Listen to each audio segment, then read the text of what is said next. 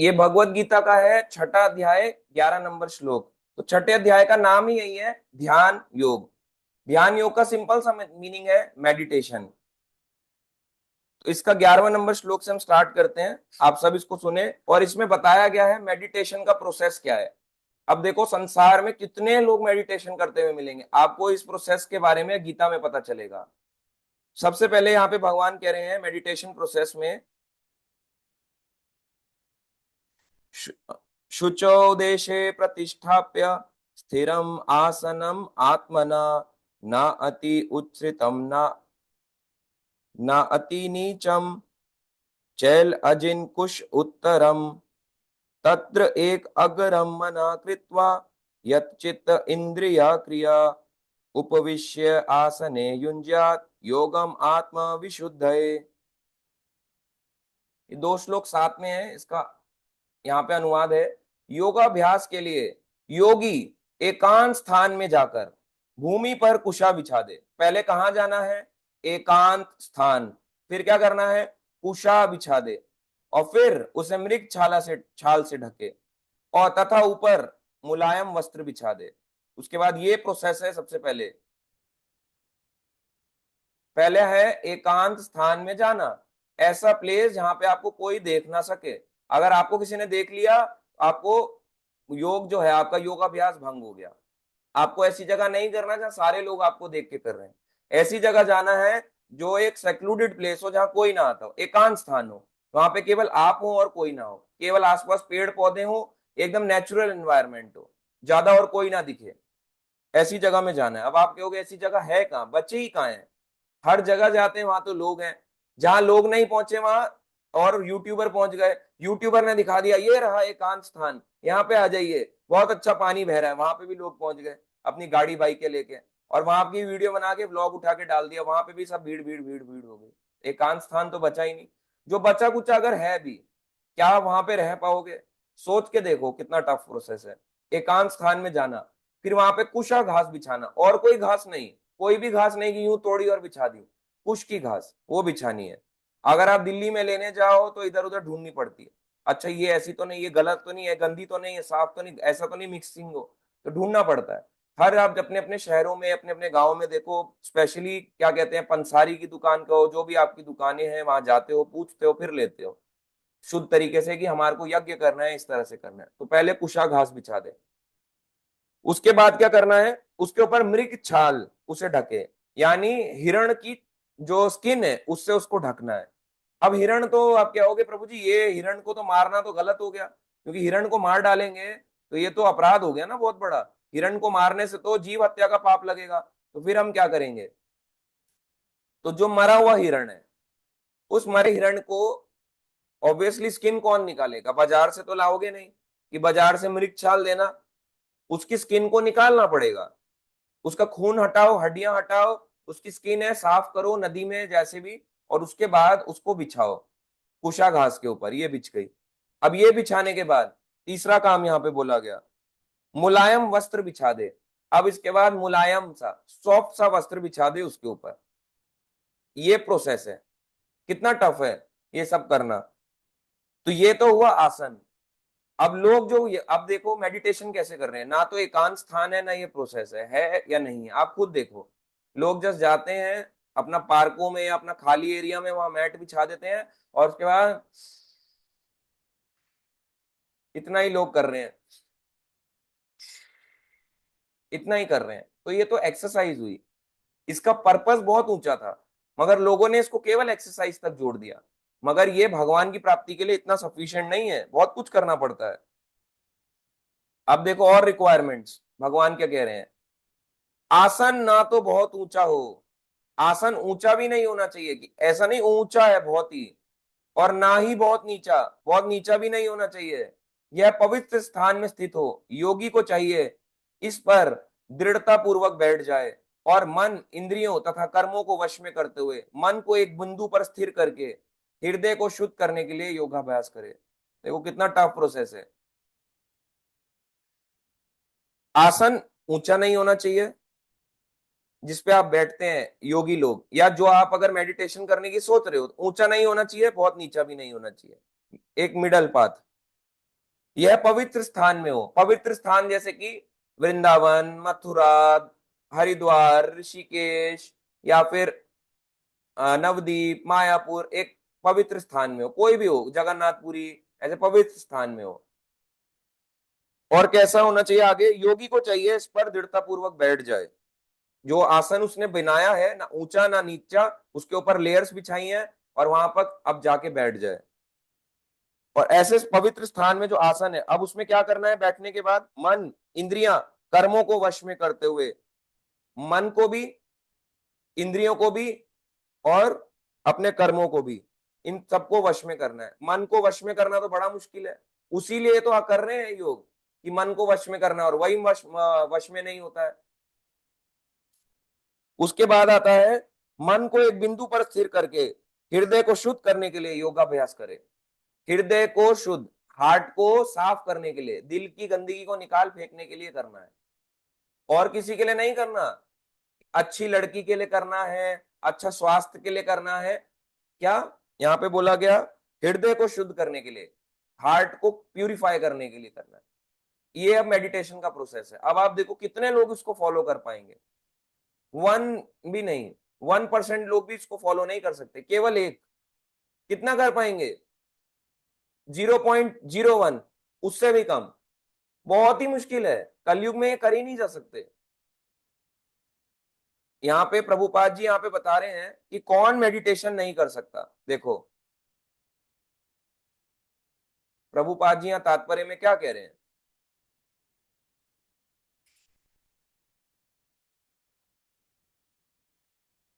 जिसका मन विचलित है,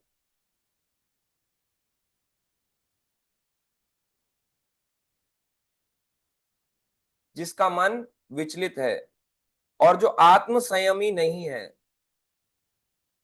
यानी सेल्फ कंट्रोल जिसपे नहीं है, वह ध्यान का, यानी ये जो ध्यान क्या है, मेडिटेशन का अभ्यास नहीं कर सकता।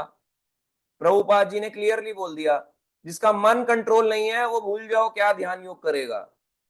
मन आपका कंट्रोल होना चाहिए, क्योंकि आप किस पे ध्यान लगाना यही नहीं पता चलेगा, तो फिर ध्यान लगा क्यों रहे हैं। ये प्रोसेस नहीं है भगवान को पाने का।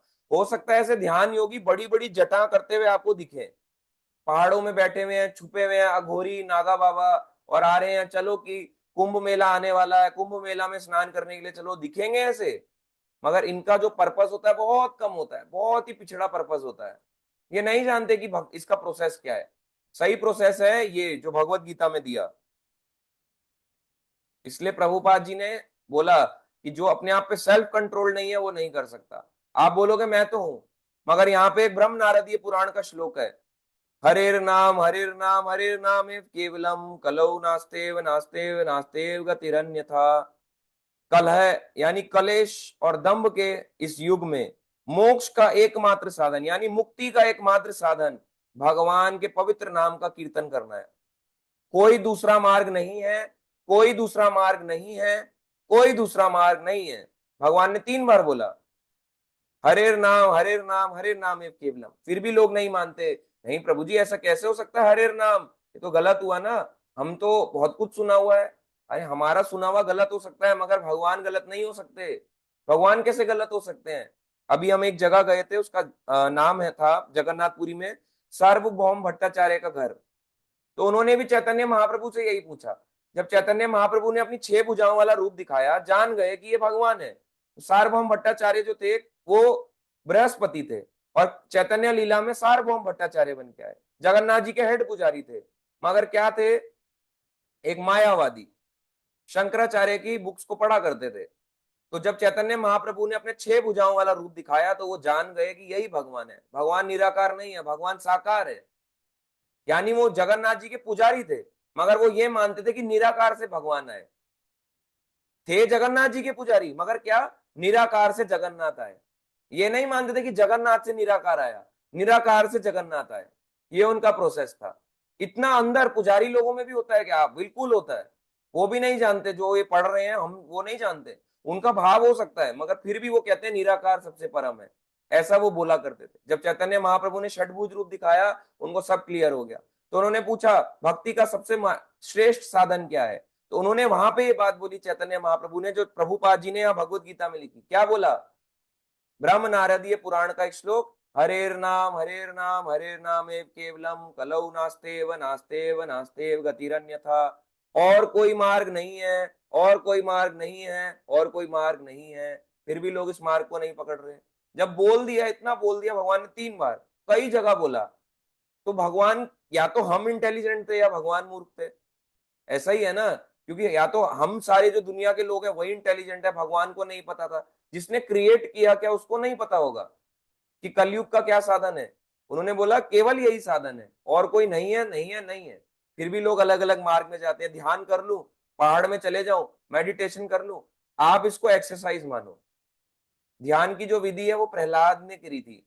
कब? सतयुग में। वो कर सकते थे ध्यान। उनका जो स्मरण था उसमें नरसिंह रहते थे, हमेशा भगवान रहते थे। मगर हमारे स्मरण में तो अभी बाहर जाऊंगा भूल जाऊंगा, कुछ काम करूंगा भगवान को भूल जाऊंगा, थोड़ी देर के बाद लड़ाई हो जाएगी तो भूल जाऊंगा, किसी ने कुछ टोक दिया तो भूल जाऊंगा। ध्यान का प्रोसीजर डिफरेंट है, और इतना कुछ करना पड़ता है ध्यान योग के लिए। हम तो इसमें से कुछ भी नहीं कर रहे। अब गृहस्थ व्यक्ति तो कर ही नहीं सकता, एकांत स्थान में जाएगा कैसे? अगले श्लोक में आपको पता चलेगा, देखो।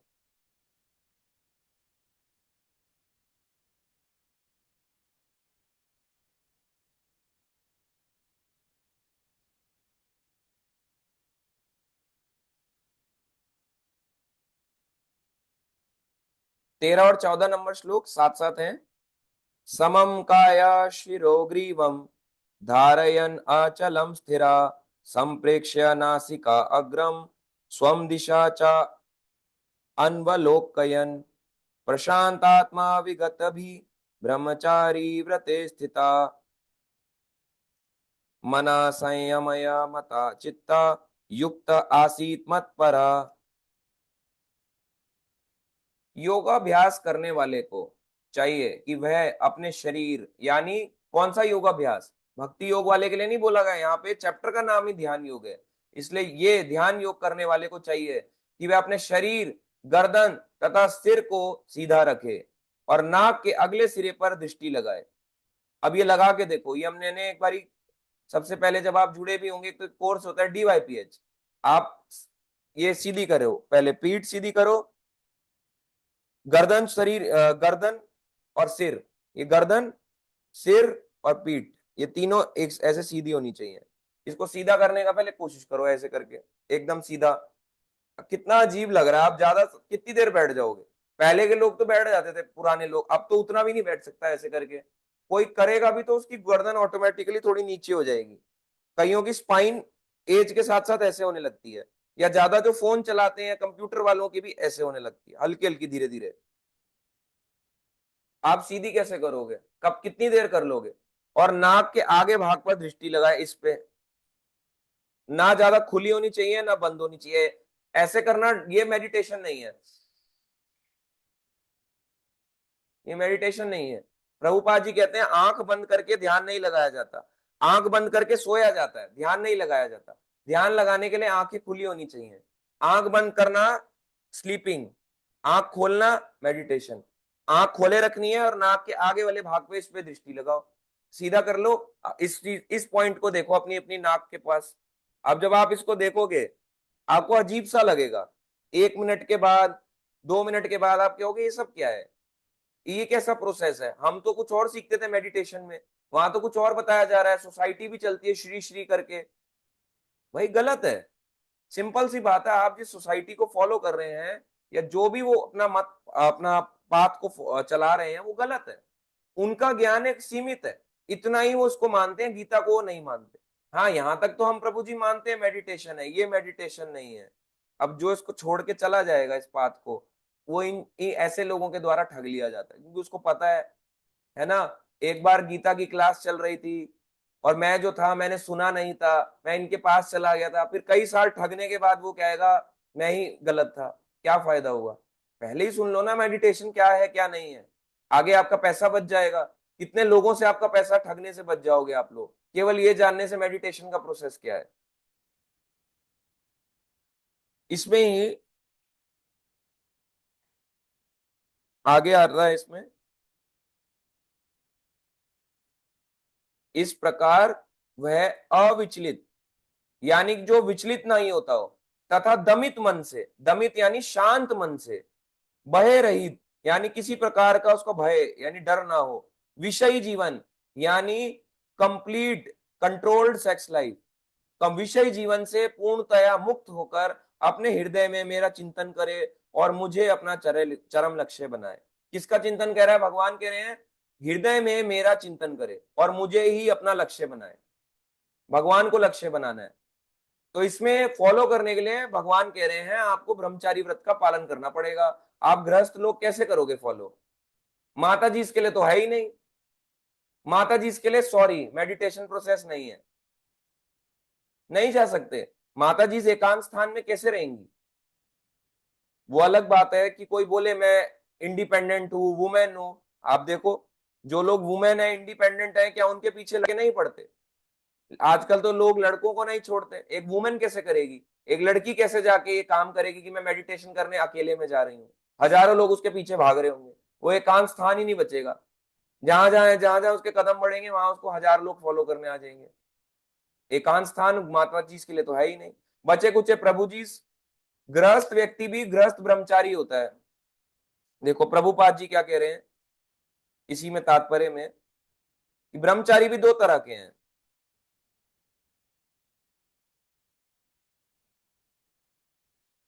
इसमें बताया गया महान ऋषि याज्ञवल्क्य ने ब्रह्मचारियों के नियम में बताया है। तो ब्रह्मचारी के कुछ नियम है, देखो क्या नियम है।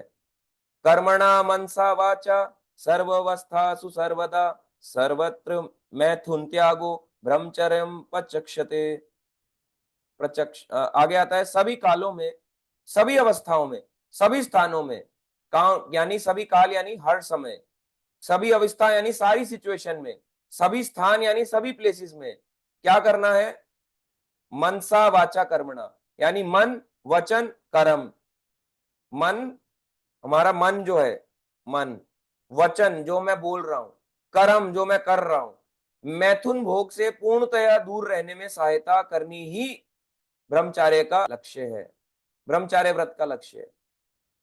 यानी दूर रहना है आपको, क्लोज जाओगे तो वो ब्रह्मचारी नहीं है। इसमें देखो आगे प्रभुपाद जी क्या कह रहे हैं, 5 वर्ष की आयु में बच्चों को गुरुकुल भेजा जाता है, जहां गुरु उन्हें ब्रह्मचारी के बनने के दृढ़ नियमों की शिक्षा देता है।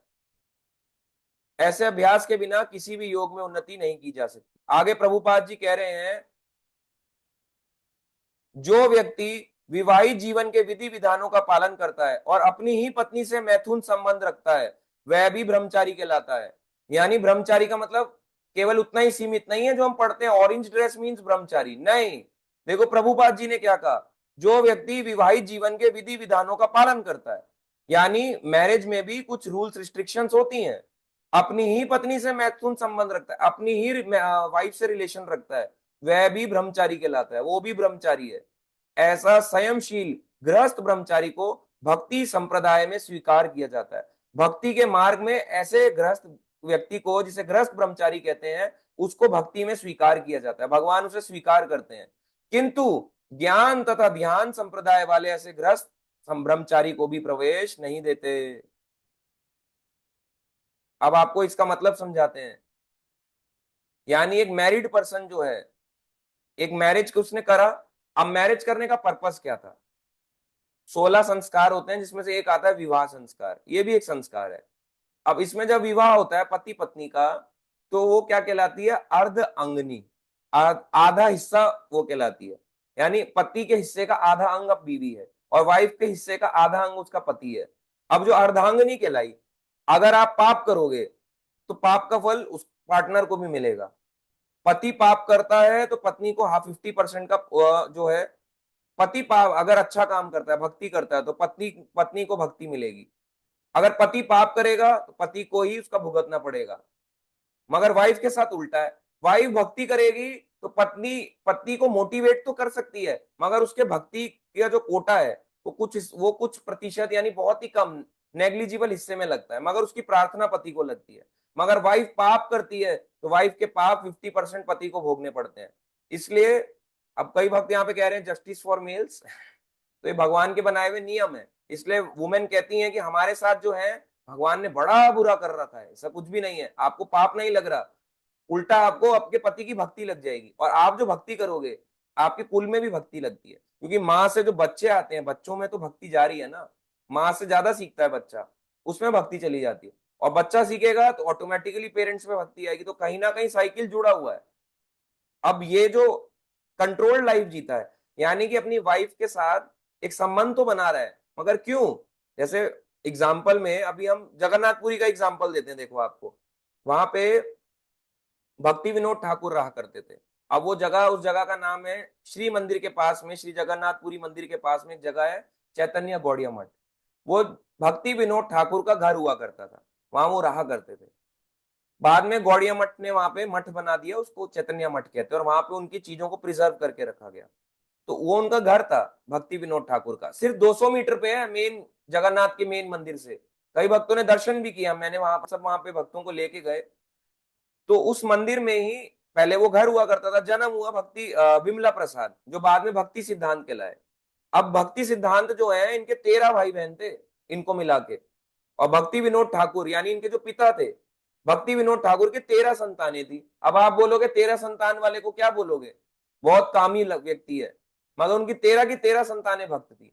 कोई भी ऐसा व्यक्ति नहीं था जो भक्त ना हो, मगर किसी ने प्रचार कार्य में आगे नहीं आए। सारे लोग जो थे वो भजन में आनंद लेते थे, भजनानंदी थे। कोई घोष्ठानंदी यानी कोई डिस्कशन नहीं करता था, अपने भजन में अपने आप में तो आनंद ले रहे हैं, मगर भगवान को प्रिय तो वो भी है जो भक्ति कर रहा है। मगर भगवान का जो प्रेमी भक्त है, सबसे प्रेमी भक्त वो है जो उसको जाके प्रचार कर दे। हो सकता है आप शास्त्रों में आपको ज्यादा कुछ ना आता हो, कोई बात नहीं, आपने जो सीखा, अगर आपने अपने फैमिली को सिखा दिया, अपने बच्चों को, परिवार को, रिलेटिव्स को, फ्रेंड को, पड़ोसी को, अपने किसी व्यक्ति को सिखा दिया, आपसे भगवान ज्यादा प्रेम करेंगे उस व्यक्ति से जो सारे शास्त्रों का ज्ञाता है। भगवान को वो ज्यादा अच्छा लगता है कि इसको तो, अरे इसने तो एक व्यक्ति को जोड़ दिया, एक को भक्ति के मार्ग में ले आया, एक का नरक का रास्ता काट डाला, ये मेरा प्रिय है। अब जो अपने आप भजन करता है वो भी है, मगर वो अपने लिए कर रहा है, मगर जो दुनिया को सिखाने के लिए कर रहा है, उससे भगवान ज्यादा प्यार करते हैं, चाहे उसको नॉलेज कम भी हो। इसलिए प्रचार करना या प्रचार में सपोर्ट करना भी प्रचार है। प्रचार अकेले नहीं हो सकता। अभी हम यात्रा में लेके गए, अकेले नहीं कर सकते आप, अकेले आप ऐसे भी बांट रहे हो है ना, और ये भी कर रहे हो, ओम अज्ञानति मिरंधस्य, आप प्रसाद भी चल रहा है, सब कुछ चल रहा है, मल्टीटास्किंग नहीं कर सकते आप। सबके कंट्रीब्यूशन से ही प्रचार होता है। तो प्रचार करना और उसके साथ सपोर्ट करना भी प्रचार है। इस तरह से प्रचार मूवमेंट होता है, अकेला व्यक्ति नहीं कर सकता कभी प्रचार। हम इतने शक्तिशाली नहीं है कि वी आर प्रभुपाद, हम अकेले कर लेंगे, अकेले दुनिया में जाएंगे, ट्रैवल भी करेंगे, भक्त भी बना देंगे, तो प्रसाद भी बांट देंगे, वो भी कर लेंगे, कथा भी कर लेंगे, क्लास भी कर लेंगे, पैसा भी नहीं होगा, जीवन भी जी लेंगे। सबका हम नहीं कर सकते। वो शुद्ध भक्त है, हम उनको कॉपी नहीं कर सकते कभी भी, कितना भी मेहनत कर लें, सबकी इससे होता है। तो भक्ति सिद्धांत महाराज का जन्म हुआ, अब हम उस टॉपिक पे आएंगे। तो उनका जन्म 13 भाई बहन थे उनको मिला के, तो कामी हुए ना लोगों के लिए, मगर वो कामी नहीं थे। भक्ति विनोद ठाकुर का इकलौते जो पुत्र थे भक्ति सिद्धांत महाराज, वो भक्त बने, उन्होंने प्रचार मूवमेंट बढ़ाया, भगवान के आगे सबको ये रास्ता दिखाया कृष्ण भक्ति का। इस तरह से वो भगवान के प्रिय भी कहलाए।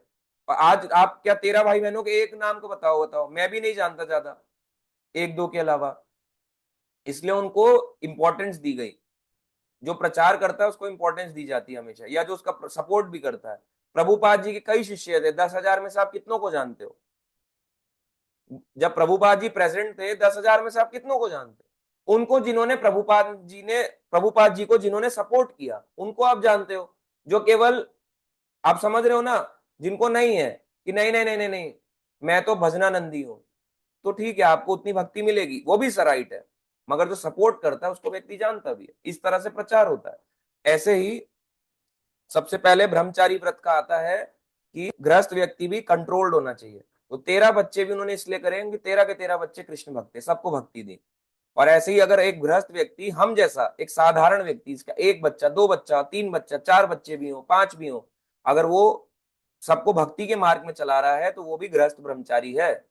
अगर वो उन लोगों को, उनको आइसक्रीम खिला रहा है अपने बच्चों को, ले बेटा, ओले ओले ओले मुन्ना, आइसक्रीम तेरे लिए, ओले ओले ओले तेरे लिए चॉकलेट लाया हूँ, ओले ओले ले ले तेरे लिए चिप्स का पैकेट लाया हूँ, तो आपने उनको ये सब तो खिलाया, खाना तो खिलाया मनपसंद का, भक्ति नहीं दी, तो क्या हुआ? वो विषयी जीवन बिता रहे हो। विषय यानी कि सेक्स लाइफ है जिसमें कोई कंट्रोल नहीं है। सेक्स लाइफ ऐसी हो जिसमें बच्चे भक्त बने, उनको उनको बनाया जाए। और प्रभुपाद जी एक गृहस्थ व्यक्ति के लिए इन जनरल कहते हैं, एक मैरिड पर्सन के लिए वंस इन अ मंथ वाला, कि इससे ज्यादा अगर कोई संबंध बना रहा है तो फिर वो काम आसक्ति बढ़ने लगेगी। अब किसी की एग्जाम्पल के लिए कोई बोले मैं 30 डेज है या मैं तो रह ही नहीं पाता, तो अब इसके लिए डिफरेंट फॉर्मूला आजमाया जाता है। इसी के लिए गाइडेंस चाहिए होती है कि भाई हमारे, हम तो पागल हैं, हम चूर हैं इस नशे में, हमसे नहीं रहा जाता। अब एकदम से किसी की शराब छुड़ा दी जाए, कोई शराब छोड़ सकता है? इसलिए जो व्यक्ति इतना ज्यादा हो उसको थोड़े थोड़े थोड़े थोड़े करके नियम दिए जाते, चलो इतना कर लो, चलो इतना नहीं, 15 दिन, चलो 10 दिन, आइडियली इतना है जो प्रभुपाद जी ने बोला। इस पे, इस आइडियोलॉजी पे अगर कोई वर्क कर रहा है, भक्ति के रूल रेगुलेशन पालन कर रहा है, खुद भी भक्ति कर रहा है, वाइफ को भी भक्ति करा रहा है, वाइफ भी भक्ति कर रही है, पति को भी करा रही है, सपोर्ट कर रहे हैं, तो ये व्यक्ति भी गृहस्थ ब्रह्मचारी हुआ, और वाइफ भी उसके सपोर्ट में उसको गृहस्थ ब्रह्मचारी का व्रत पालन करवा रही है। मगर वही अगर वहीं पे वो एक नॉर्मल लाइफ जीने लग जाए जहां भक्ति दूर हो, रोज बस एक नॉर्मल सेक्स लाइफ जी रहे हैं, तो विषयी जीवन जी रहे हैं, ऐसा व्यक्ति जो है उसके लिए ये योग मार्ग ही नहीं है। और गृहस्थ लोगों के लिए, चाहे वो गृहस्थ ब्रह्मचारी तक क्यों ना हो, गृहस्थ व्यक्ति के लिए तो है ही नहीं मेडिटेशन। यानी गृहस्थ व्यक्ति भक्ति के मार्ग में तो एक्सेप्टेड है। गृहस्थ व्यक्ति, जो गृहस्थ ब्रह्मचारी, यानी कि अभी आपको बताया उसके रूल रेगुलेशन भी पालन कर रहा है भक्ति के अच्छे, वो गृहस्थ, वो जो है वो भक्ति के लिए तो ठीक है, मगर वो ध्यान मार्ग के लिए ठीक नहीं है। मेडिटेशन प्रोसेस में तो उसको कंप्लीट ब्रह्मचारी होना पड़ेगा, वो शादी नहीं कर सकता। आप बताओ कौन सी माता जी हैं जो मेडिटेशन करना चाहती हैं? खत्म। आप जो कर रहे हो वो प्रोसेस क्या है? एक्सरसाइज।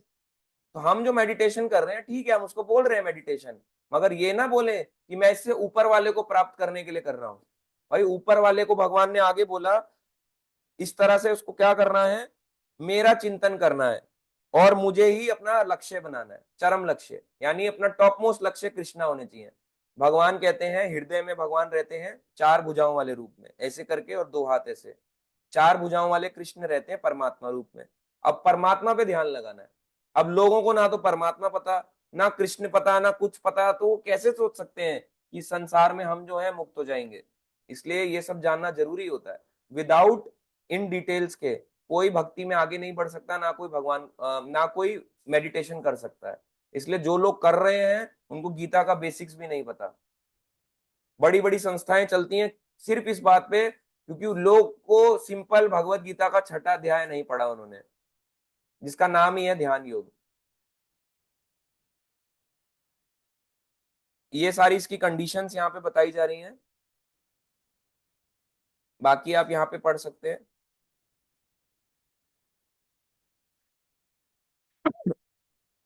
आगे आता है 15 नंबर श्लोक भगवत गीता का। अब यहाँ पे देखो और आगे बता रहे हैं भगवान क्या करना है मेडिटेशन के लिए। युंजन एवं सदा आत्मनम योगी नियता मानसा शांतिम निर्वाण परमाम मत संस्थाम अधिगच्छति। इस प्रकार शरीर यानी बॉडी, मन यानी माइंड तथा कर्म यानी कि एक्शन में निरंतर संयम का अभ्यास करते हुए, शरीर मन और कर्म, इसको क्या करना है? संयम का अभ्यास, कंट्रोल करना है। और संयमित मन वाले योगी को इस भौतिक अस्तित्व की समाप्ति पर भगवत धाम की प्राप्ति होगी। जब उसका मन कंट्रोल्ड रहेगा, इस भौतिक अस्तित्व की समाप्ति यानी शरीर के नष्ट होने पे भगवत धाम की प्राप्ति होगी। इतना इजी नहीं है भगवान के धाम को प्राप्त करना कि जस्ट ऐसी ही हो जाएगी। अब देखो प्रभुपाद जी यहाँ पे तात्पर्य में एक जगह कह रहे हैं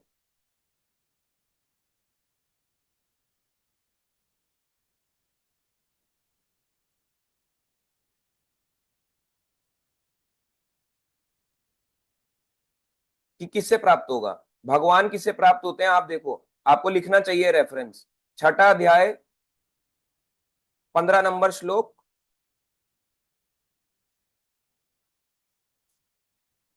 और उसका तात्पर्य में है कोई भी व्यक्ति, कोई भी कृष्ण तथा विष्णु रूप में उनके पूर्ण विस्तार को सही सही जाने बिना वैकुंठ में या भगवान के नित्य धाम गोलोक वृंदावन में प्रवेश नहीं कर सकता। अतः कृष्ण भावना व्यक्ति ही पूर्ण योगी है, क्योंकि उसका मन सदैव कृष्ण के कार्यकलापों में तल्लीन रहता है।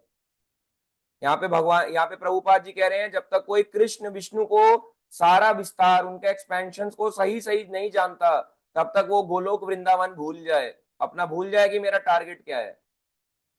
इसलिए क्यों बोला गया शास्त्र पढ़ो, शास्त्र पढ़ो, ये सब करो, क्लास लो। जब भगवान को पाना केवल हरि नाम से ही कोई भगवान पा लेता, तो ये क्लासेस का इंपॉर्टेंस ही क्या रह गई। क्लासेस की बहुत ज्यादा इंपॉर्टेंस है।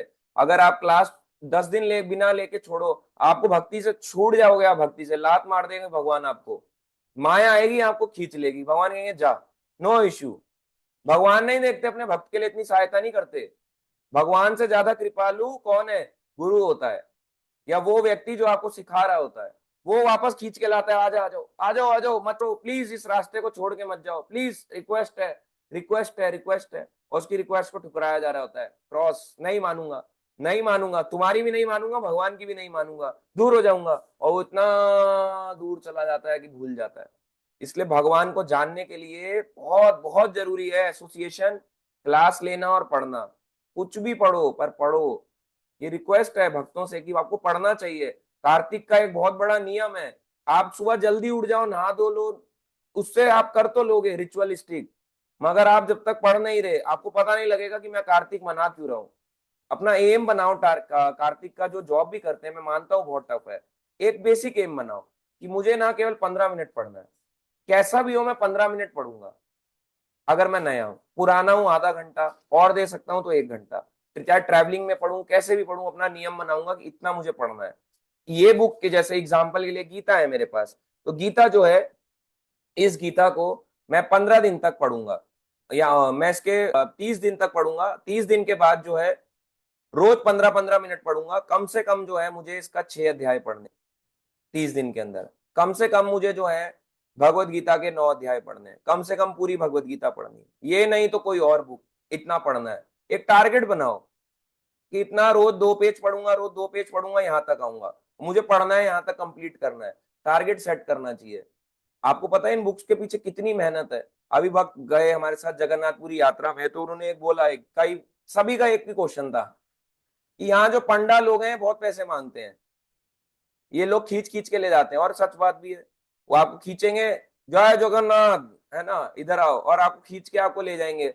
ये लीजिए कड़ा डाल दिया, आपके तुलसी डाल देंगे, प्रसाद दे देंगे, ऐसे ऐसे सर पे ऐसे करेंगे, आपको कहेंगे इधर आ प्रणाम कर, आपके पीठ पीछे एकदम पकड़ पकड़ के आपको ऐसे लेके आएंगे। फिर आप परेशान हो जाओगे, ये ऐसा क्यों कर रहे हैं।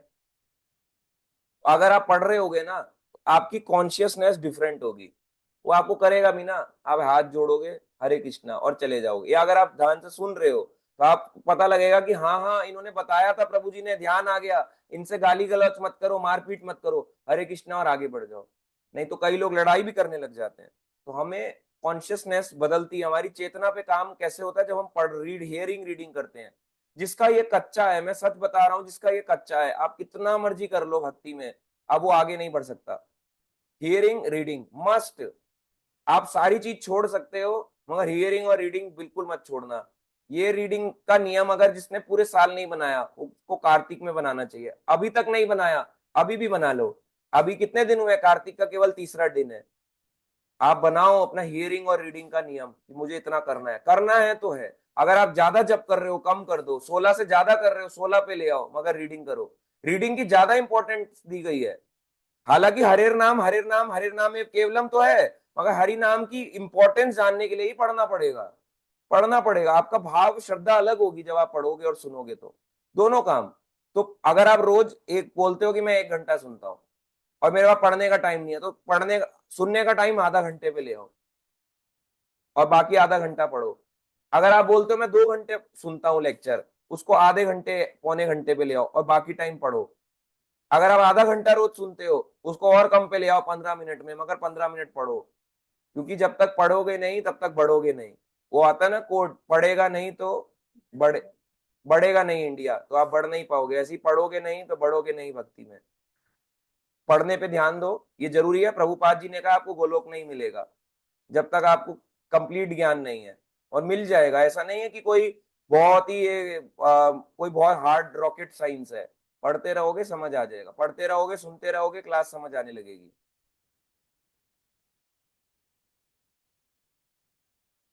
ठीक है, आगे वाले श्लोक पे चलते हैं।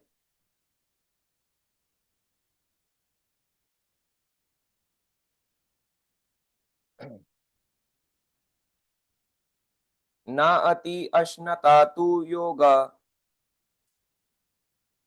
अस्ति न च एकांतम अनश्नता न च अति स्वप्नशीलस्य जाग्रतः न एव च अर्जुन।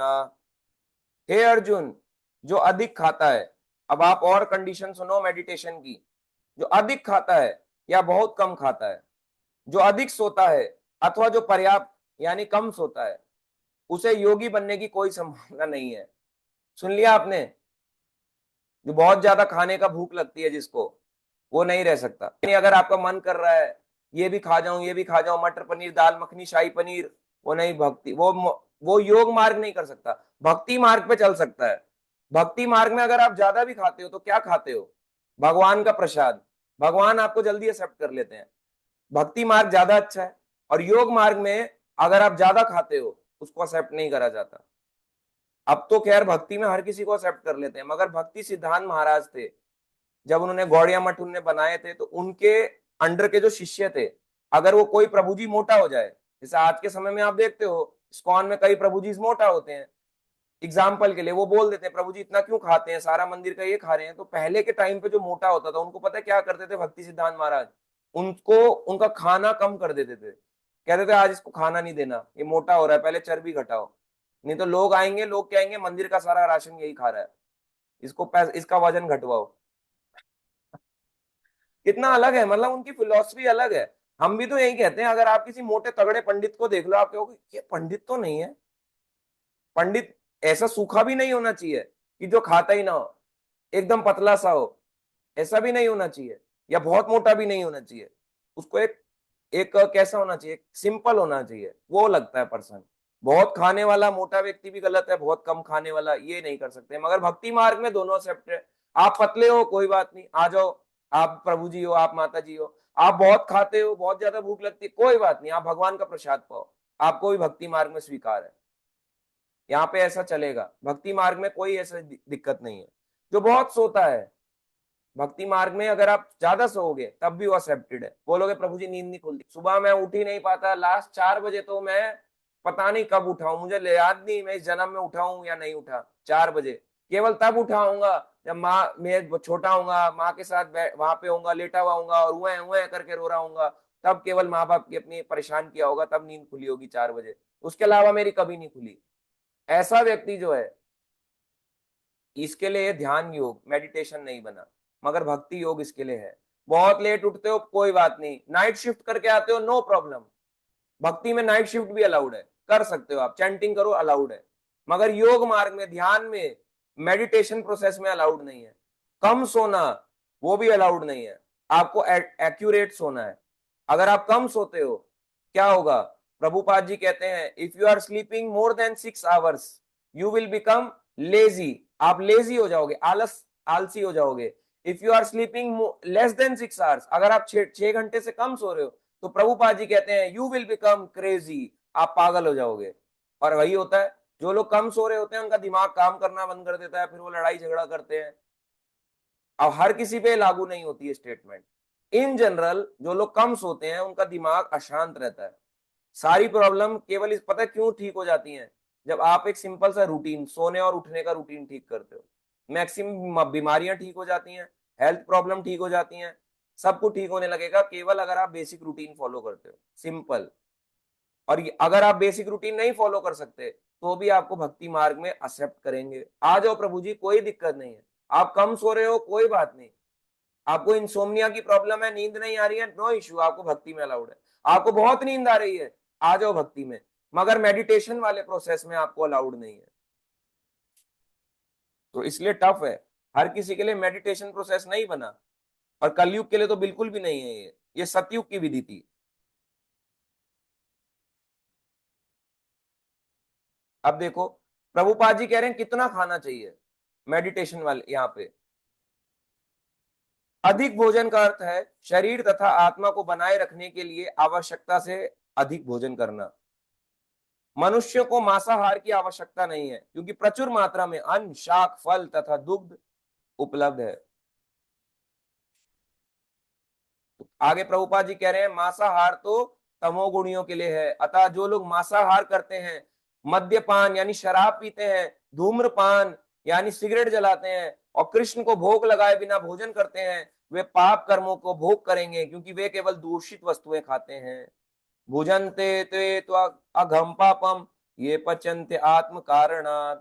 भगवान कह रहे हैं भगवत गीता में 3 अध्याय 13 नंबर श्लोक, जो बिना भोग लगाए खाता है वो पाप खाता है। भक्ति मार्ग में ज्यादा खाना अलाउड है, योग मार्ग में अलाउड नहीं है। मांसाहार आप योग मार्ग में भी नहीं खा सकते। ये नहीं कि अकेले जंगल में चले गए मेडिटेशन प्रोसेस में तो आप वहां पे मांस खाओगे, वहां पे भी आपको सिंपल खाना है। कितना? जिससे शरीर चलता रहे, केवल उतना जिससे आपको शरीर की रिक्वायरमेंट हो, उन दोनों के बीच का बैलेंस बिठाने के लिए बस। अगर ये ज्यादा खा लिया, बड़ा टेस्टी बनाया आपने माता जी, थोड़ा सा और दे दोगे तो आपको एक्सेप्ट नहीं है ध्यान योग में। मगर भक्ति में अगर आपको टेस्टी लग रही है महाभगवान का प्रसाद तो आपको अलाउड है, वेलकम, आपको कोई दिक्कत नहीं है। इसलिए भक्ति मार्ग इजी है, योग मार्ग जो ध्यान योग है वो बहुत टफ है।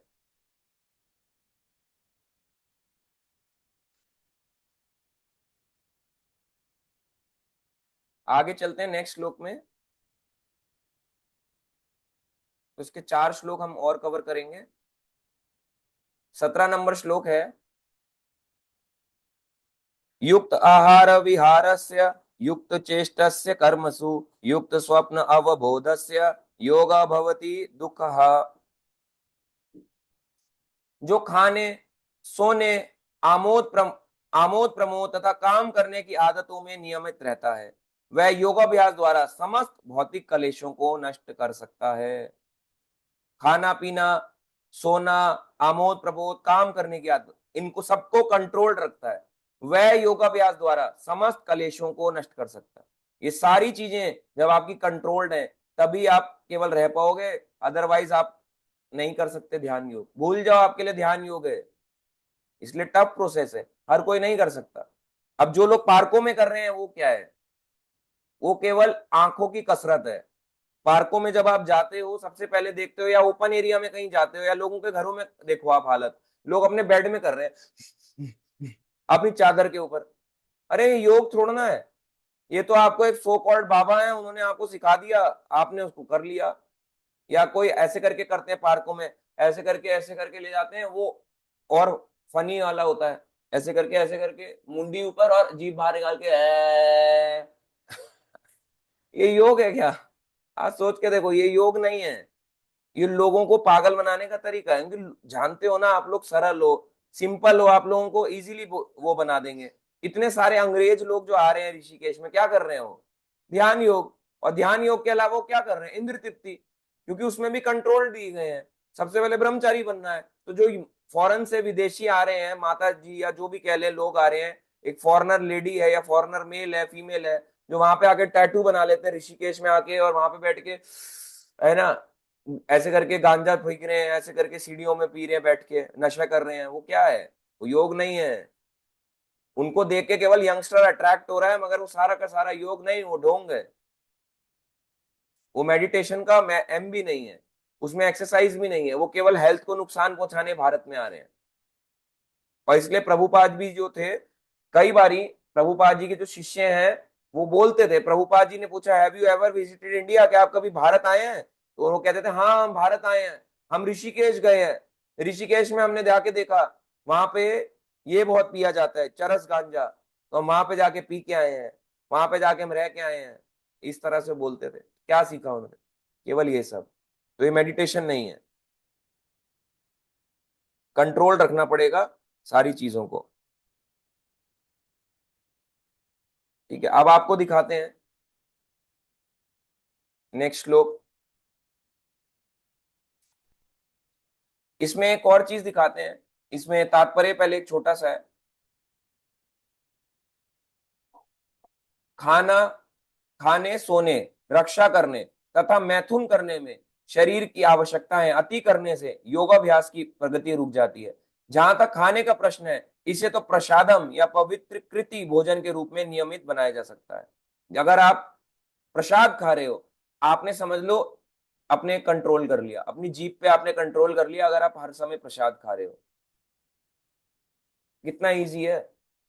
और ज्यादातर पाप सबसे पहले जीभ से ही घुसता है, क्योंकि जीभ में खाने का काम हम सबसे ज्यादा करते हैं। ना तो आप ज्यादा सोते हो, ना ज्यादा लड़ाई झगड़ा करते हो, रक्षा करते हो या मैथुन करते हो। सबसे ज्यादा काम खाने का होता है। जिसकी जीभ में कंट्रोल आ गया ना, वो भक्ति में आगे बढ़ जाएगा। जीभ में कंट्रोल होना जरूरी है। ऐसा नहीं कि आपने देखा गोलगप्पे मिल रहे हैं खा लूं, आपको कंट्रोल रखना पड़ेगा। भक्ति मार्ग में भी कंट्रोल करना पड़ेगा, क्योंकि अगर आप जो खाओगे, जैसा खाओगे अन्न वैसा बनेगा मन। अब जो व्यक्ति बाहर पीछे टॉयलेट कर रहा है और बिना हाथ धोए आपको ऐसे करके यूं गोलगप्पे के पानी में ये लीजिए प्लेट में डाल के दे रहा है, क्या आप खाओगे? आपका मन, आपकी चेतना ही खत्म कर डाली उसने। यूं टॉयलेट, आपको लग रहा है टॉयलेट का हाथ धो रहे हैं, सोच के देखो आप।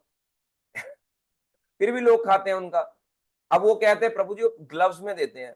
अरे ग्लव्स में तो दे रहा है, पर टॉयलेट तो जाता है ना।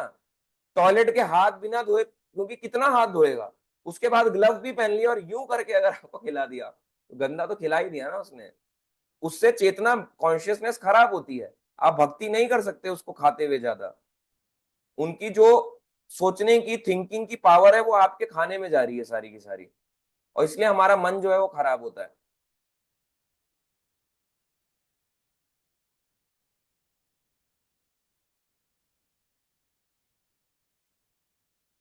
यहाँ पे पूरा इसका वो है, देखो। यहाँ पे हरिदास ठाकुर, हम अभी जगन्नाथपुरी में वहां पे गए, तो प्रभुपाद जी देखो यहाँ पे तात्पर्य में क्या लिख रहे हैं। अब ये, अब कोई भगवत गीता पढ़ लेना और यात्रा करके आए तो उसको अब अलग फील आएगी। आप कहोगे अरे अरे हाँ यहाँ तो हम गए हैं। तो यहाँ पे है, ठाकुर हरिदास तो अपनी माला में 3 लाख नामों का जप किया बिना ना तो प्रसाद ग्रहण करते थे और ना ही सोते थे। जहां तक कार्य का प्रश्न है, कृष्ण भावना भावित व्यक्ति ऐसा कोई भी कार्य नहीं करता जो कृष्ण से संबंधित ना हो। तो ऐसा होता है, यानी कि वो क्या करते थे, जब तक उनकी 192 राउंड्स पूरे नहीं हो जाते तब तक वो ना खाते थे ना सोते थे। वहां पे उनकी पास में जगन्नाथपुरी में भजन कुटीर भी है, जहां हरिदास ठाकुर ऐसे बैठ के भजन किया करते थे। वो जगह आता है सिद्ध बकुल, वहां पे ही भक्तों को ले गए। तो वो ना तो खाते थे जब तक उनकी 16, यानी हम कितनी कर रहे हैं, 16 माला। इस्कॉन में जो प्रभुपाद जी को फॉलो कर रहा है उसको 16 माला तक आना होता है। इतने तक प्रभुपाद जी कहते हैं, इतने तक कर लो बाकी मेरा काम है। उनकी कृपा है बाकी। अगर 16 नहीं कर रहे तो कम से कम 8 कुछ तो करो, धीरे धीरे बढ़ो, तो 8 4 2 1 बढ़ो तो। मगर सोचो, वो जो थे हरिदास ठाकुर, 192 राउंड्स, यानी अगर हर घंटे में 8 माला होती है तो 24 घंटे में होती है 192 माला। 192 माला, 192 राउंड्स होते हैं, 3 लाख नाम। अब आप कहोगे प्रभु जी 24 घंटे जब माला कर रहे हैं तो खा कब रहे हैं? उनको भूख ही नहीं लगती थी। उनका भजन ही खाना था, भजन ही भोजन था। हमारा भजन, हमारा भजन भोजन नहीं है। हमारा भोजन भी भजन है और भोजन भी भोजन ही है। हम प्रसाद पे ज्यादा फोकस करते हैं। हम सोचते हैं प्रसाद पा लिया, यही भजन था। यही चैतन्य महाप्रभु ने कहा, हर नाम हर नाम एव केवलम। खाना पीना खाओ और मस्त हो जाओ, वो भी जरूरी है, मगर कंट्रोल्ड, हर व्यक्ति को कंट्रोल्ड होना पड़ेगा। इसलिए प्रभुपाद जी ने कहा हम कॉपी नहीं कर सकते, 16 माला करो, 2 घंटा दो, और आपका बेड़ा पार कराने के लिए फिर प्रभुपाद जी हैं। इसलिए इतना करना चाहिए। ये योगाभ्यास के कुछ नियम है।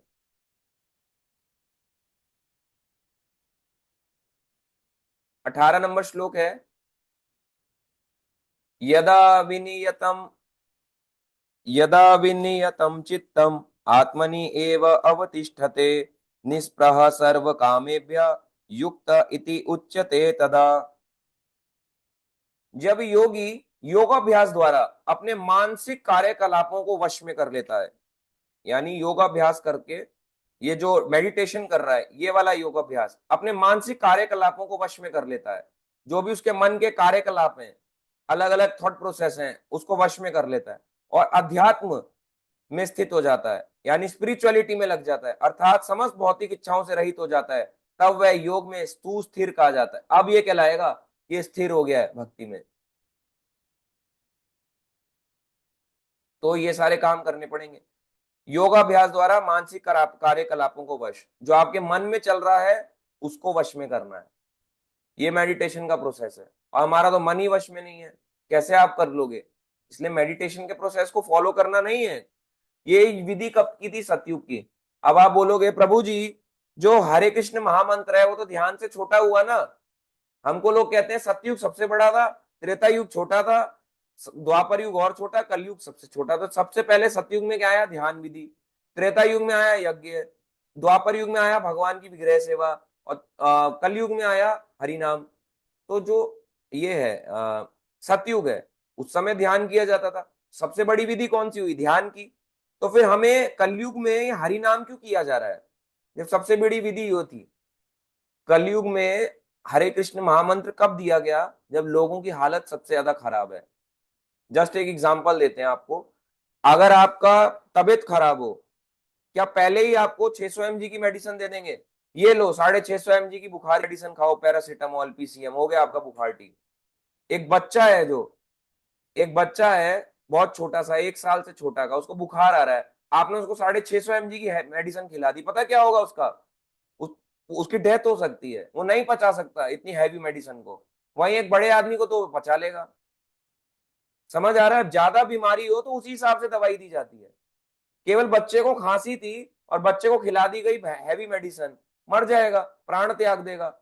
आपको बुखार था और आप खा रहे हो कैंसर की मेडिसिन, एक बीमार आदमी को कीमोथेरेपी करा दी जाए, क्या होगा?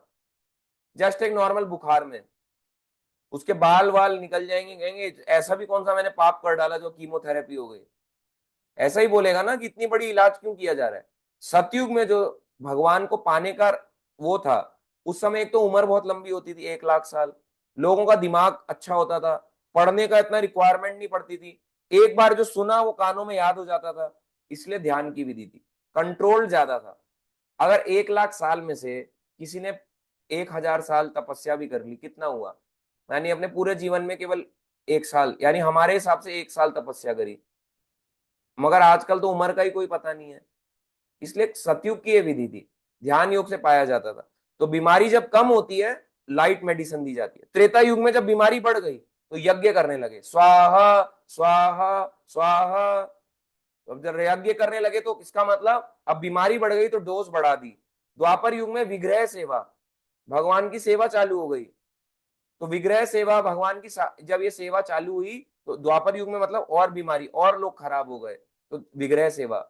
और सबसे खराब लोग कलयुग में आए, उनको सबसे स्ट्रॉन्गेस्ट मेडिसिन दी, वो था हरे कृष्ण महामंत्र।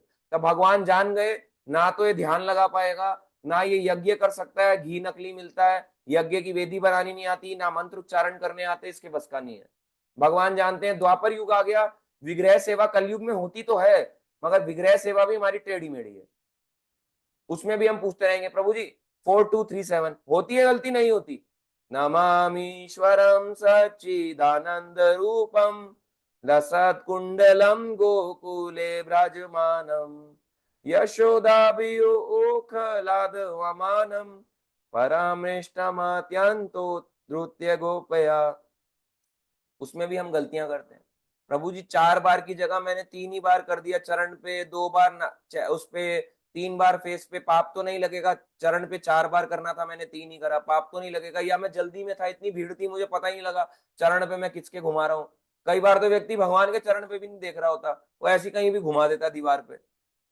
गलत तो नहीं है प्रभु जी? इसलिए ये जो विग्रह सेवा है, ये विग्रह एक तरह से इनडायरेक्ट वे में भी ये सेवा है। तो ये द्वापर युग में था। कलयुग में इसलिए कर रहे हैं ताकि समझ आए भगवान की, फिर उसमें भी क्योंकि कृपा है, विग्रह सेवा में ही भगवान की कृपा है, मगर विग्रह सेवा के लिए भी रूल्स रेगुलेशन है। आपको उठना पड़ेगा, अपने आप को साफ रखना पड़ेगा। ऐसा अगर आप अपने भगवान की भी सेवा कर रहे हो, गंदे कपड़ों पहन के तो नहीं कर सकते, आपको साफ करके ही करोगे ना, साफ सुथरे हाल में। तो विग्रह सेवा के नियम है। मगर हरे कृष्ण महामंत्र कैसा है? आह, चलो गीजर ऑन कर दिया, पानी गर्म हो रहा है, चलो हरे कृष्णा कृष्णा कृष्णा हरे हरे, हरे राम राम राम हरे हरे, हरे कृष्णा कृष्णा कृष्णा हरे हरे, हरे राम राम राम हरे हरे। आप कर सकते हो, कोई रूल रेगुलेशन नहीं है, ना इसका कोई स्पेशल नियम है, ना टाइम है, ना कुछ है, कहीं पे भी बैठ के कर लो। इसलिए भगवान जानते हैं कलयुग में ना तो व्यक्ति के पास नहाने का टाइम है, ना साफ रहने का टाइम है, ना इसको घी मिलेगा, ना इसको मंत्र उच्चारण आते, ना ये विग्रह सेवा जानता, ना इसका ध्यान लगता, ना इसका मन लगता। इसको ये लो हरे कृष्ण महामंत्र दे दो, तब भगवान इस पर कृपा करते हो। सबसे स्ट्रॉन्गेस्ट मेडिसिन कब दी? जब लोग सबसे ज्यादा पापी आ गए, इसलिए हरे कृष्ण महामंत्र एंड में दिया। ऐसा नहीं है सतयुग में नहीं था, सतयुग में भी था, मगर हर कोई नहीं जप करता था। त्रेता युग में भी था, मगर हर कोई जप नहीं करता था। नहीं तो ऐसा क्यों बोला जाता, महामंत्र जाय जपत महेशु। तुलसीदास जी कह रहे हैं इस महामंत्र का जाप तो स्वयं शिव जी भी कर रहे हैं। जब शिव जी कब के हैं, है ना, कब से हैं? At the time of creation से है शिव जी, ब्रह्मा के बाद, मतलब विष्णु से बाद ब्रह्मा, फिर शिव जी। तो आप सोचो शिव जी कितने पहले के हैं, यानी सतयुग ही लगा लो, बिगिनिंग ऑफ सतयुग, तब से शिव जी हैं। तो वो क्या कर रहे हैं, महामंत्र जाई जपत महेशु, वो भी हरे कृष्ण महामंत्र का जाप करते हैं। तुलसीदास जी कहते हैं जब वो जाप कर रहे हैं, हम लोग जाप कर रहे हैं, तो आप सोच के देखो। इसका मतलब चैंटिंग का प्रोसेस तब भी था, मगर हर किसी को नहीं था। किसको दिया हुआ था? शिव जी। कलयुग में किसको मिला? हम जैसों को। यानी हम बहुत पतित हो चुके हैं, तो अब हमें भी दे दिया गया कि तुम भी ये लो, तुम्हारी हालत बहुत खराब है, आ जाओ वापस।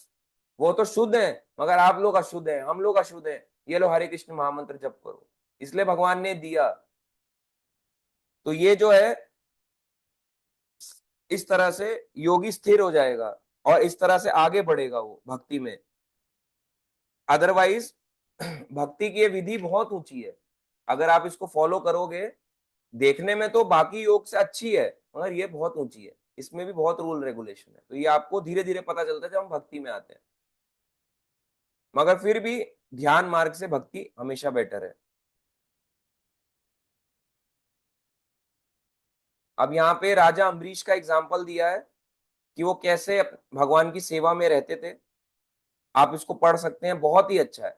यानी अपने सारे शरीर से, अपने हर एक सेंसेस को भगवान की सेवा में लगाते थे। तो आप ये एग्जाम्पल यहाँ पढ़ सकते हो।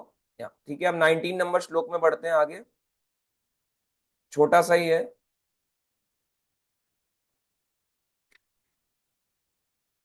यथा दीपा निवास्था ना इंगते सा उपमा स्मृता योगिना यच्चित्तस्य युंजता योगम आत्मना। जिस प्रकार वायु रहित स्थान में दीपक हिलता डुलता नहीं, उसी तरह जिस योगी का मन वश में होता है, वह आत्म तत्व के ध्यान में स्थिर हो जाता है। आत्म तत्व यानी कि मैं एक शरीर नहीं, मैं एक जीव आत्मा हूं। कृष्ण भावना भावित व्यक्ति अपने आराध्य देव के चिंतन में उसी प्रकार अविचलित रहता है, जिस प्रकार वायु में एक दीपक रहता है। जैसे जहां हवा नहीं आती, जहां हवा नहीं आती तो दीपक जला रहता है। जब आप दिया जलाते हो, कार्तिक का भगवान के आगे रखते हो या तुलसी के पास में रखते हो, तो वहां हवा नहीं आती। मंदिरों में भी फैन बंद कर दिए जाते हैं दीपदान के टाइम, तो जब हवा नहीं आती है तो वो दिया जला जला रहता है। वैसे ही जो यहाँ पे बोला गया, उसी तरह योगी का मन वश में रहता है, जो आत्म तत्व के ध्यान में सदैव स्थिर में रहता है। यानी जो अपने आप को जानने में लगा रहता है, आत्म तत्व यानी आत्मा के तत्व की मैं हूं कौन, मैं संसार में आया क्यों, मेरा पर्पस क्या है। जब वो अपने आप को इस पर्पस में जानने में लगा रहेगा, इसका मतलब है अब उसका मन वश में है।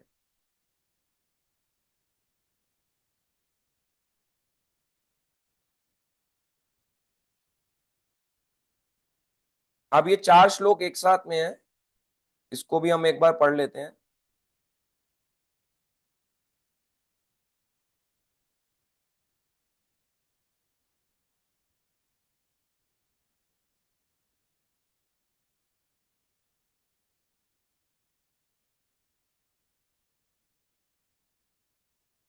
यत्र उपरमते चित्तम निरुद्धम योग सेवया यत्र च एव आत्मना आत्मनम पश्यनात्मनि तुष्यति सुखम आत्यंतिकम यत् तत्बुद्धि ग्राह्यम अतीन्द्रियम वेत्ति यत्र न च एव अयम स्थिता चलति तत्वतः यम लब्ध्वा च अपरम लाभम मन्यते न अधिकम तथा यस्मिन् स्थिता न दुखेन गुरुणा अपि विचाल्यते तम विद्यात दुख संयोग वियोगम योग संगीताम। इसका पढ़ते हैं, इसका ट्रांसलेशन बहुत बड़ा श्लोक है, तो हम इसका लास्ट रहे इसका ट्रांसलेशन पढ़ेंगे। सिद्धि की अवस्था में, जिसे समाधि कहते हैं, मनुष्य का मन योगाभ्यास के द्वारा भौतिक मानसिक क्रियाओं से पूर्णतया संयमित हो जाता है। समाधि की वो अवस्था है, इसका मतलब मन स्थिर हो जाता है। ऐसा नहीं कि आपका मन कंट्रोल नहीं हो पा रहा। एक समाधि होती है जो गड्ढा करके एक किसी आचार्य को दी जाती है, किसी एक भक्त को दी जाती है, तो वो समाधि। एक समाधि है स्थिर मन। अब आपका मन विचलित नहीं होता, एक ही जगह कंट्रोल रहता है, इसे कहते हैं समाधि की अवस्था।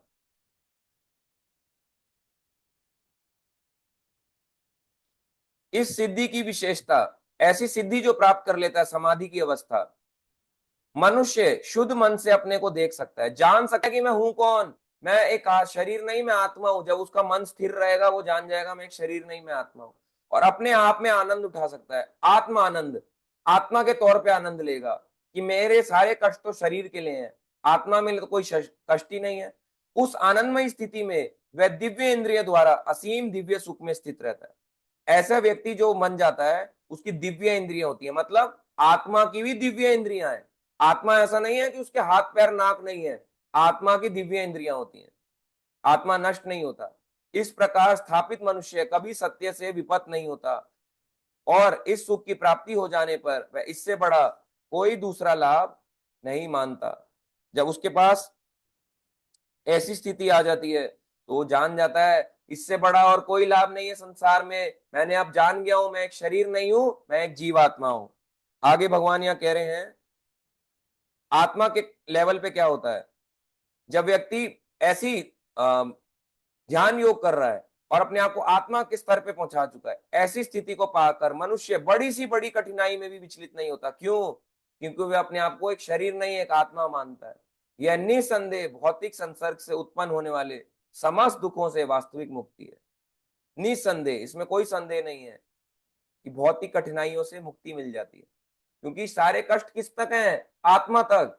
अगर आज मेरा गला खराब होता है, शरीर का कष्ट है, आत्मा को कष्ट नहीं मिलता, आत्मा को आनंद मिलता है। आपको लग रहा है कि मैं बीमार हूं और मेरी क्लास को सुनने की इच्छा है, कौन ये इच्छा कर रहा है आपके अंदर?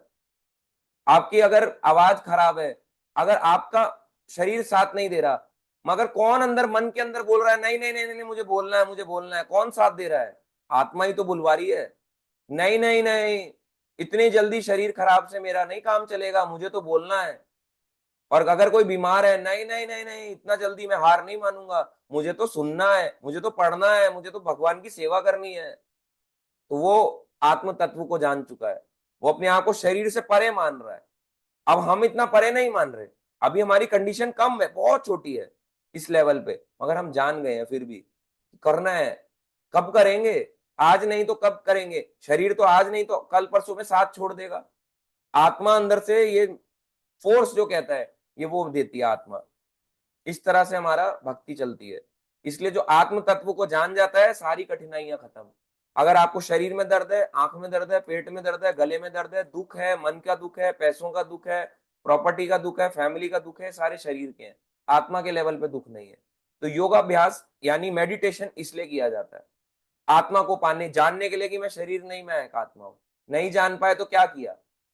ओनली एंड ओनली भौतिक मेडिटेशन, ओनली एंड ओनली कसरत, यही रह गया। तो ये भगवत गीता का एक प्रोसेस है मेडिटेशन का, जो भगवान ने बताया।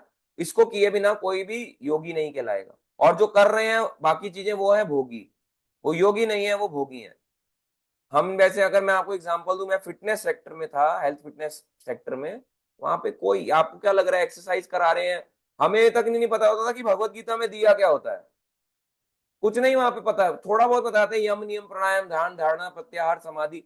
पढ़ लिया आपने, अच्छा अच्छा ठीक है ठीक। हालांकि मैं इस फील्ड में प्रॉपर नहीं था, बट फिर भी थोड़ा बहुत पढ़ा। पढ़ने के बाद उसमें कहीं नहीं है भगवत गीता के कंसेप्ट। अगर आप कोई भी योग वाली किताब उठाओगे, उसमें ये कंसेप्ट इतने डिटेल में नहीं दिए हुए। कुछ जगहों पे है जो ऑथेंटिक है, मगर जो अनऑथेंटिक है या जो नॉर्मल फिटनेस से संबंध रखती हैं, उनमें सब चीजें नहीं है। भगवत गीता का छठा अध्याय। तो जब भगवत गीता आप पढ़ोगे तो ये जानोगे। प्रभुपाद जी को भी उनके गुरु भाइयों ने कहा, अरे क्या रख रखा है, क्यों पढ़ रख कर रहे हो ये भगवत गीता वगैरह, रसिक ग्रंथ बांटो, इसमें राधा कृष्ण की रास लीला हो, ऐसे करके कृष्ण मुरली बजा रहे हैं और आप ऐसे ऐसे करके डांस कर रही हो, ऐसे ऐसे करके, तो वो वाले ग्रंथ लिखो, रसिक ग्रंथ, है ना। तो प्रभुपाद जी ने कहा कि क्या भगवत गीता से भी कोई रसिक ग्रंथ है? जब तक उसको यही नहीं क्लियर कि भगवत गीता क्या है, भगवान कौन, मेरा क्या भगवान से संबंध, योग क्या है, ध्यान योग क्या, भक्ति योग क्या, तब तक उसको आगे वो कुछ भी कर रहा है तो उसकी कल्पना ही रह जाएगी, मेरे साथ बुरा क्यों हो रहा है, मेरे साथ ऐसा क्यों हो रहा है। इसलिए गीता भागवतम ये सब जो उसके टॉपिक्स क्लियर हैं तो वो लीलाओं को भी समझ जाएगा। इसलिए टॉपिक्स क्लियर होना जरूरी है, उसको लीला की इंपॉर्टेंस भी समझ आएगी। तो ये था भगवत गीता का छठा अध्याय। और अब इससे रिलेटेड कुछ क्वेश्चंस हैं वो लेते हैं, जिनका हैंड रेज होगा। ठीक है, अंकिता निधि माता जी, आपका एक क्वेश्चन कोई?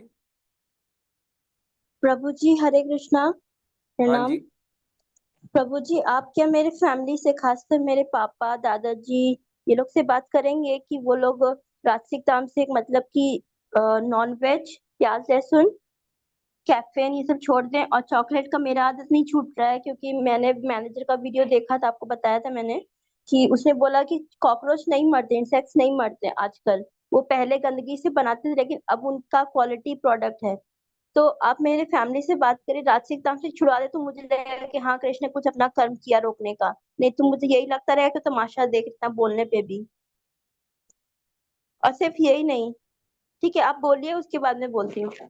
अच्छा, देखो माता जी, उसके लिए हम आप उनके लिए प्रे कर सकते हैं। और जहां तक कैफीन चॉकलेट्स का सवाल है, चॉकलेट्स हम इसलिए नहीं खाते हैं क्योंकि चॉकलेट्स खाने से ना कॉन्शियसनेस खराब होती है। ठीक है, कीड़े नहीं भी मरते, कैफीनेटेड जो भी प्रोडक्ट होता है हम उसको नहीं लेते, चाहे वो रेडबुल हो, चाहे वो चॉकलेट हो, चाहे वो कॉफी हो, चाहे वो टी हो, हम उसको नहीं लेते। और कैफीन के बारे में मैं आपको बताऊं, ये बहुत ही हाईली स्टिमुलेंट होता है। ये सच बात है, आप कैफीन लेना छोड़ो, आपका सर दर्द होगा। इसलिए जो लोग चाय पीते हैं और जब उनको उस एक्यूरेट टाइम पे नहीं मिलती, क्यों सर दर्द होता है? क्योंकि वो उस टाइम पे उनको हिट चाहिए। कैफीन या चाय कॉफी क्या काम करती है, या चॉकलेट्स, जैसे एक आदमी बीमार है, ठीक है, या उसका मन नहीं कर रहा, अब उसको मान लो एक्सरसाइज करनी है या अपना कुछ गेम खेलना है, स्पोर्ट खेलना है, मैं आपको स्पोर्ट की लैंग्वेज में समझा रहा हूँ, उसको स्पोर्ट खेलना है। अब वो ऐसे पे, उसका हाथ बिल्कुल मन नहीं कर रहा, आंखें बंद है, ढीला महसूस कर रहा है, तो पीछे से उसको ऐसे किसी ने ऐसे हंटर लिया और ऐसे चाबुक लिया, चाबुक मारा थड़ाक करके, और वो एकदम से खड़ा हो गया। इसलिए वो हंटर मारने का जो काम होता है ना, वो चाबुक मारने का काम करता है चाय कॉफी। इसलिए मना किया जाता है, क्योंकि वो आज तो आपका कोई दिक्कत नहीं देगा, मगर आप लॉन्ग रन में देखो, आपका शरीर पे बहुत बुरा इफेक्ट पड़ेगा। जैसे ही आप चाय कॉफी कम कर दोगे, आपके शरीर ज्यादा मांगेगी। कैफीन की डोज कभी कम नहीं होती, हमेशा बढ़ती है। कैफीन की डोज मेरे उम्र के पापा साथ की साथ बढ़ बढ़ती गई है है, बहुत, तो ये वो 2-2 मना घंटे में किया चाय गया है। मांगते हैं। अगर कोई आसपास चलते हुए दिख जाए ना, 2-2 घंटे में वो चाय मांगते हैं। और जो मैं मांग रहा नॉनवेज, है उसको पीने दो, और क्या, सबको यही थोड़ा तो मैं ना। बोल रही हूँ कि भगवान रोक नहीं रहे ना, दिल में रह के वो क्या कर रहे हैं। अगर वो बुराई रोक नहीं रहे तो दिल में रह के, तो मतलब यही हुआ ना कि वो तमाशा देख रहे हैं, ऐसे तो रोक नहीं रावण रहे के दिल में भी थे, हैं। तो तमाशा क्यों देख रहे थे? रावण के दिल में भी परमात्मा रूप में भगवान है। हाँ तो उसको नहीं सुधारे ना, मन में ही सुधार लेते तो उससे अच्छा, इतनी अगर बड़ी उसके मन में अब सुधार प्रकट देते नहीं तो आप होते। राम जी की लीला कैसे सुनते? फिर अगर हम राम जी लोग की लीला नहीं हम सुनते लोग तो? यहाँ होते ही नहीं। भगवान ने सबसे पहली गलती की, हमें यहाँ पे गिरने दिया। दूसरी गलती ये कि हम लोग को गीता मतलब वॉर के बजाय पहले शुरू से बचपन से या शुरू से पहले जन्म से गीता ज्ञान नहीं दिया। इतना लंबा ऐसा फंसाने के नहीं है, बाद भगवान ने अब वो दिया। ज्ञान दे रहे हैं, तो वो पूरा अपना कर्म कर भी नहीं रहे, राजसिक तामसिक मन में नहीं रोक रहे, क्राइम सेंस होने दे रहे हैं फ्री विल के नाम पे। बुरा करने, मैंने बोला ना, बुरा करने देना भी पाप है। मतलब इसमें भगवान भी भागीदार हैं। उनको बोलिए अपना रिस्पॉन्सिबिलिटी निभाने, उनको बोलिए मन में रोकने के लिए। मन में है ना वो, बाहर से नहीं रोक पा रहे हम लोग के थ्रू, तो मन में तो वो है ना। आप लोग बोलते भगवान पावरफुल है, तो पावरफुल होके क्या कर रहे हैं वो? देखो और माता जी, डिजीजेस और भक्ति हम लोग करने की कोशिश कर रहे हैं, तो हम लोग को क्यों डिजीजेस दे रहे हैं, ओल्ड एज हमारे लोगों को दे रहे हैं। और हम लोग को कुकिंग का कर्म बंधन क्यों डरा रहे हैं कि पेरेंट्स के बुढ़ापे में हम लोग को उनका सुसु पोटी साफ करना पड़ेगा, कुकिंग करना पड़ेगा, क्लीनिंग करना पड़ेगा, आउटसाइड वर्क करना पड़ेगा। अर्न में भी, अर्न जिसमें मजा आ रहा है गोलोक लिरिक्स वीडियो बनाने में, उसमें भी पैसा नहीं दे रहे हैं। पत्ती नहीं दे रहे हैं, तो भगवान तो फैमिली के खर्चे पे टुकड़ों पे पला रहे हैं, लेकिन मेरा खुद का कुछ खुशी नहीं दे रहे हैं। इसलिए मैं इतना बोल रही हूँ। मेरे उनके एक्शन का ये रिएक्शन है, मैं पागल नहीं हूँ। अब देखो माता जी, मैं आपको सिंपल सा प्रश्न का उत्तर देता हूँ। ठीक है, ऐसा कभी नहीं था कि भगवान ने एक अजीब आत्मा को अपने ग्रंथों का या अपने चीजों का ज्ञान नहीं दिया, सब कुछ दिया, मगर हम उस चीज को भूल चुके हैं। यही तो मेन बात है। जब लिख देने से नहीं होता, आप मेरी लिखने से बात कोई विश्वास नहीं करता, मेरा फैमिली नहीं विश्वास नहीं कर रहा कि गोलोक है। और मम्मी तो, और कुछ लोग तो ये भी बोलते भगवान भी नहीं है, और बोलो बोलते लोग गोलोक कैसे होगा, रास्तों कैसे होगा, साकेत लोग कैसे होगा, वैकुंठ कैसे होगा, वो सब तो आप उनसे मन। डिस्कस क्यों कर रहे हो? मैं इस डिस्कस, घर के हर चीज सदस्य हूँ, उनसे मेरे मुंह डिस्कस नहीं से करना ना। निकलेगा ही। अगर मेरे मुझे मुंह से क्रिकेट खेलना है, निकलेगा ही। अगर मुझे क्रिकेट खेलना है, मैं किसी को, ठीक है मान लो एग्जांपल के लिए, मैं एक ऐसे पर्सन से डिस्कस कर रहा हूँ जो क्रिकेट खेलता ही ना हो, तो वो क्यों मेरे से डिस्कस करेगा? क्योंकि सिंपल वो सा है। लोग, उनकी वजह से मेरे को प्याज लहसुन खाना पड़ता है, मैं अलग से नहीं बना सकती, मेरे को कुकिंग का पैशन नहीं है। उनके वजह से मेरे को प्याज लहसुन और इतना माता इतना जी के स्पाइसी घर में खाना खाना भक्ति पड़ता है ऐसी गीता स्टार्ट का। हुई है। आपके यहाँ तो प्याज लहसुन है। ऐसी भी नेबरिंग कंट्रीज है चाइना में जहाँ बंदर की खोपड़ी का सूप पीते हैं, वो लोग भी मुझे भक्ति पता, कर यही सकते हैं, तो तो मैं हमारे बोल यहाँ रही तो हूँ केवल ना, प्याज अपना लहसुन तक ही कर्म नहीं सीमित कर रहे हैं, भगवान अपना रिस्पॉन्सिबिलिटी नहीं निभा रहे, वो दिल में रह के तमाशा देख रहे, एनिमल्स को पेन दे रहे हैं वो। और हम। है। देखो माता जी, मैं आपको सिंपल सा क्वेश्चन का आंसर दिया है कि ना, आपका पहले तो आप देखो भगवत गीता जानो। अब आप जब जान गए हो, आपने पढ़ा है, बहुत अच्छा किया, मगर आपको ये थोड़ा सा पहले जानना पड़ेगा कि गीता में ना भगवान ने कहीं नहीं लिखा कि मैं फोर्स करके भक्ति करवा रहा हूँ।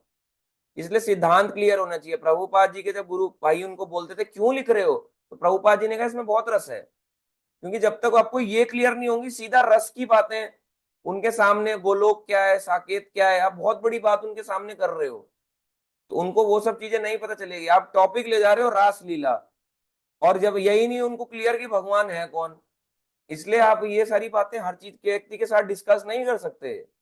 हम अभी भक्तों को लेके गए गंभीरा में, चैतन्य महाप्रभु ये अपनी कॉन्फिडेंशियल लीलाएं नहीं डिस्कस करते थे।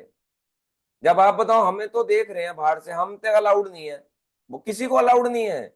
बड़े बड़े पुजारियों को, गंभीरा के पुजारियों को भी गंभीरा के अंदर नहीं जाने देते। गंभीरा मतलब भीतरी भाग, उस कमरे के अंदर नहीं जाने देते। गड्ढे के अंदर भी गड्ढा, टनल के अंदर भी टनल। वहां चैतन्य महाप्रभु दीपक जला के छोटा सा उसके अंदर रहते थे, अपना फेस जो है दीवार पे रगड़ा करते थे, ऐसे ऐसे करके, ऐसे ऐसे करके रगड़ा करते थे।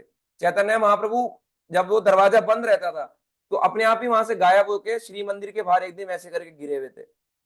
और ऐसा लग रहा था, और उनके जो प्राण थे निकलने हुए थे।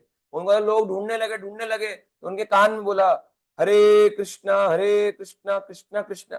एकदम से जैसे सुना चैतन्य महाप्रभु ने, बोल से जोरी से उठे, ऐसे करके हरि बोल, और चैतन्य महाप्रभु भागने लग गए। अब वहां पे इस तरह से चैतन्य महाप्रभु का भाव था। अब ये बात कॉन्फिडेंशियल है, हर किसी को बताओगे मजाक बनाएगा। ये लीला समझ आएंगी गंभीरा की, क्यों चार चांद इतने ही लोगों को बुलाते थे, हर किसी को टाइम नहीं देते थे, कोई जानता ही नहीं था। बड़ा कॉन्फिडेंशियल प्लेस था गंभीरा। कॉन्फिडेंशियल यानी कि हर किसी, हर कोई व्यक्ति नहीं उस चीज को समझ सकता। इसलिए कुछ चीजें ऐसी हैं जो हर किसी को नहीं बता सकते आप, जब तक वो उस लेवल पे नहीं उठा। तो ये सब है। अब बाकी आप जो भक्ति कर रहे हो वो ठीक है, भगवान आपको कहीं फोर्स नहीं कर रहे हैं, ना उनको फोर्स कर रहे हैं। कहीं भगवान ने लिखा फोर्स करके मैं भक्ति कराता हूँ। आपको अपना मन वचन सब कुछ भगवान को धीरे धीरे करके देना होगा, और इस तरह से हम आगे बढ़ सकते हैं। हम भगवान के पास द्वेष करके भी यहाँ आए क्योंकि हमारे मन में कुछ था, हमारा इच्छा करी हम इस संसार में आए। अभी भी बहुत सारी इच्छाएं होती है जो हमारी करती हैं, तो हम इसमें काम करते हैं। हमें हमें ये याद नहीं रहता। आप बताओ एग्जैक्ट एक 10 दिन पहले इस समय आप क्या कर रहे थे, 1 साल पहले क्या कर रहे थे, 5 साल पहले क्या कर रहे थे। जब हमें इस जीवन का नहीं पता, तो इतने जीवन बिता दिए उसका कैसे पता होगा। इसलिए हम इस संसार में हैं। नहीं तो सारे शास्त्र गलत हो जाएंगे ना, अगर हम भगवान से कंप्लेंट करके चलेंगे तो। ठीक है, तो आप धीरे धीरे लगे रहो। और अभी हम नेक्स्ट क्वेश्चन लेते हैं, नहीं तो काफी टाइम हो जाएगा। रिया माता जी का। हरे कृष्ण प्रभु जी का। हाँ, हरे कृष्णा माता जी।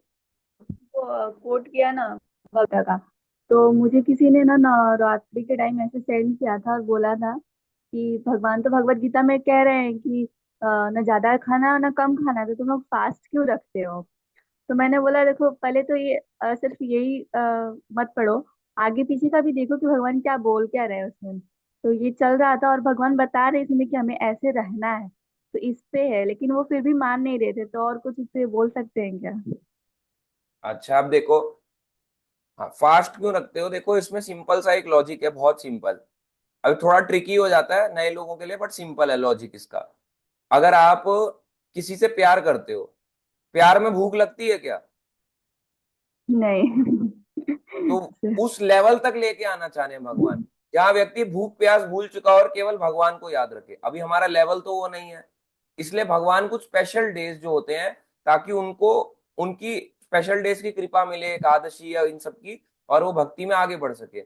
और अपने आप को गैप बनाने के लिए, अपना शरीर का और आत्मा का गैप को समझने के लिए, कि मैं एक शरीर नहीं हूं, मैं एक आत्मा हूं, उस गैप को समझाने के लिए। इसलिए भगवान पहले अन्न को रोकते हैं। जब अन्न रुक जाएगा तो शरीर की ताकत कम हो जाएगी, और ताकत कम हो जाएगी तो फल खाएगा, कुट्टू खाएगा, आलू खाएगा एकदम से।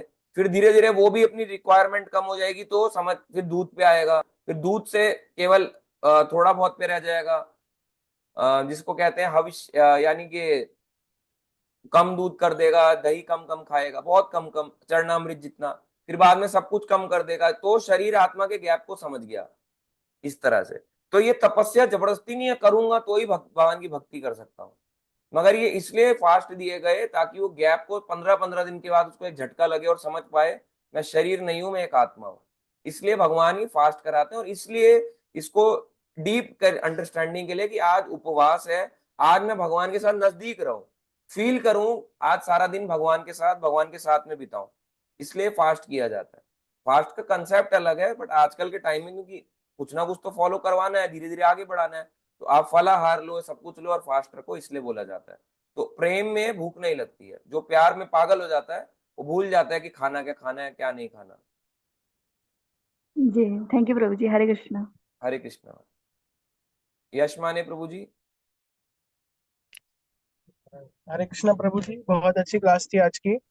मेरा स्पेशली क्वेश्चन ये है, हमने जो पहले पढ़ा कि कैसे बैठना चाहिए, सीधा बैठे और जो आसन प्रिपेयर करे, ब्रह्मचार्य का पालन करे, तो ये ध्यान योग में भले ही है, तो लेकिन क्या हम इसको डेली चैंटिंग में अप्लाई कर सकते हैं कि ऐसी जगह पर बैठे ब्रह्मचार्य का पालन करें? तो इस ध्यान योग को क्या हम अपने चैंटिंग में इंक्लूड कर सकते हैं?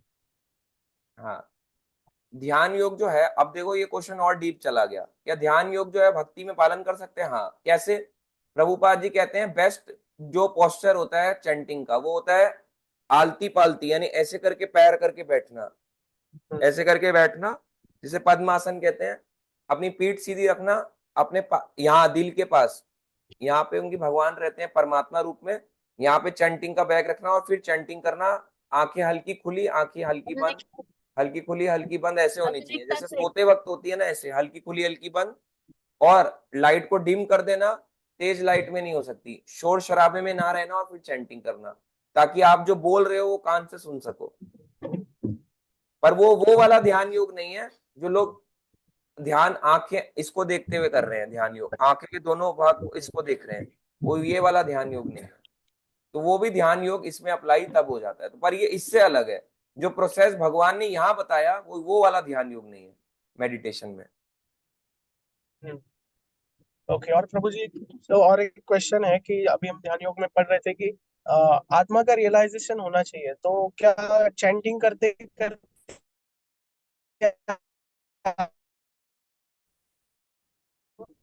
बिकॉज ये बहुत टफ है कि कोई आज अपने आप को शरीर ना समझे और आत्मा समझे, तो क्या इसके लिए ध्यान योग पालन करना चाहिए या भक्ति योग पालन करना चाहिए आपको अपने आप को आत्मा के लेवल पे जाने के हाँ, अपने आप को आत्मा के तौर पे जानने के लिए ध्यान योग फॉलो नहीं कर सकते। ध्यान लगाओगे तब ना, जब ये पता होगा कि ध्यान लगाना किस पे है।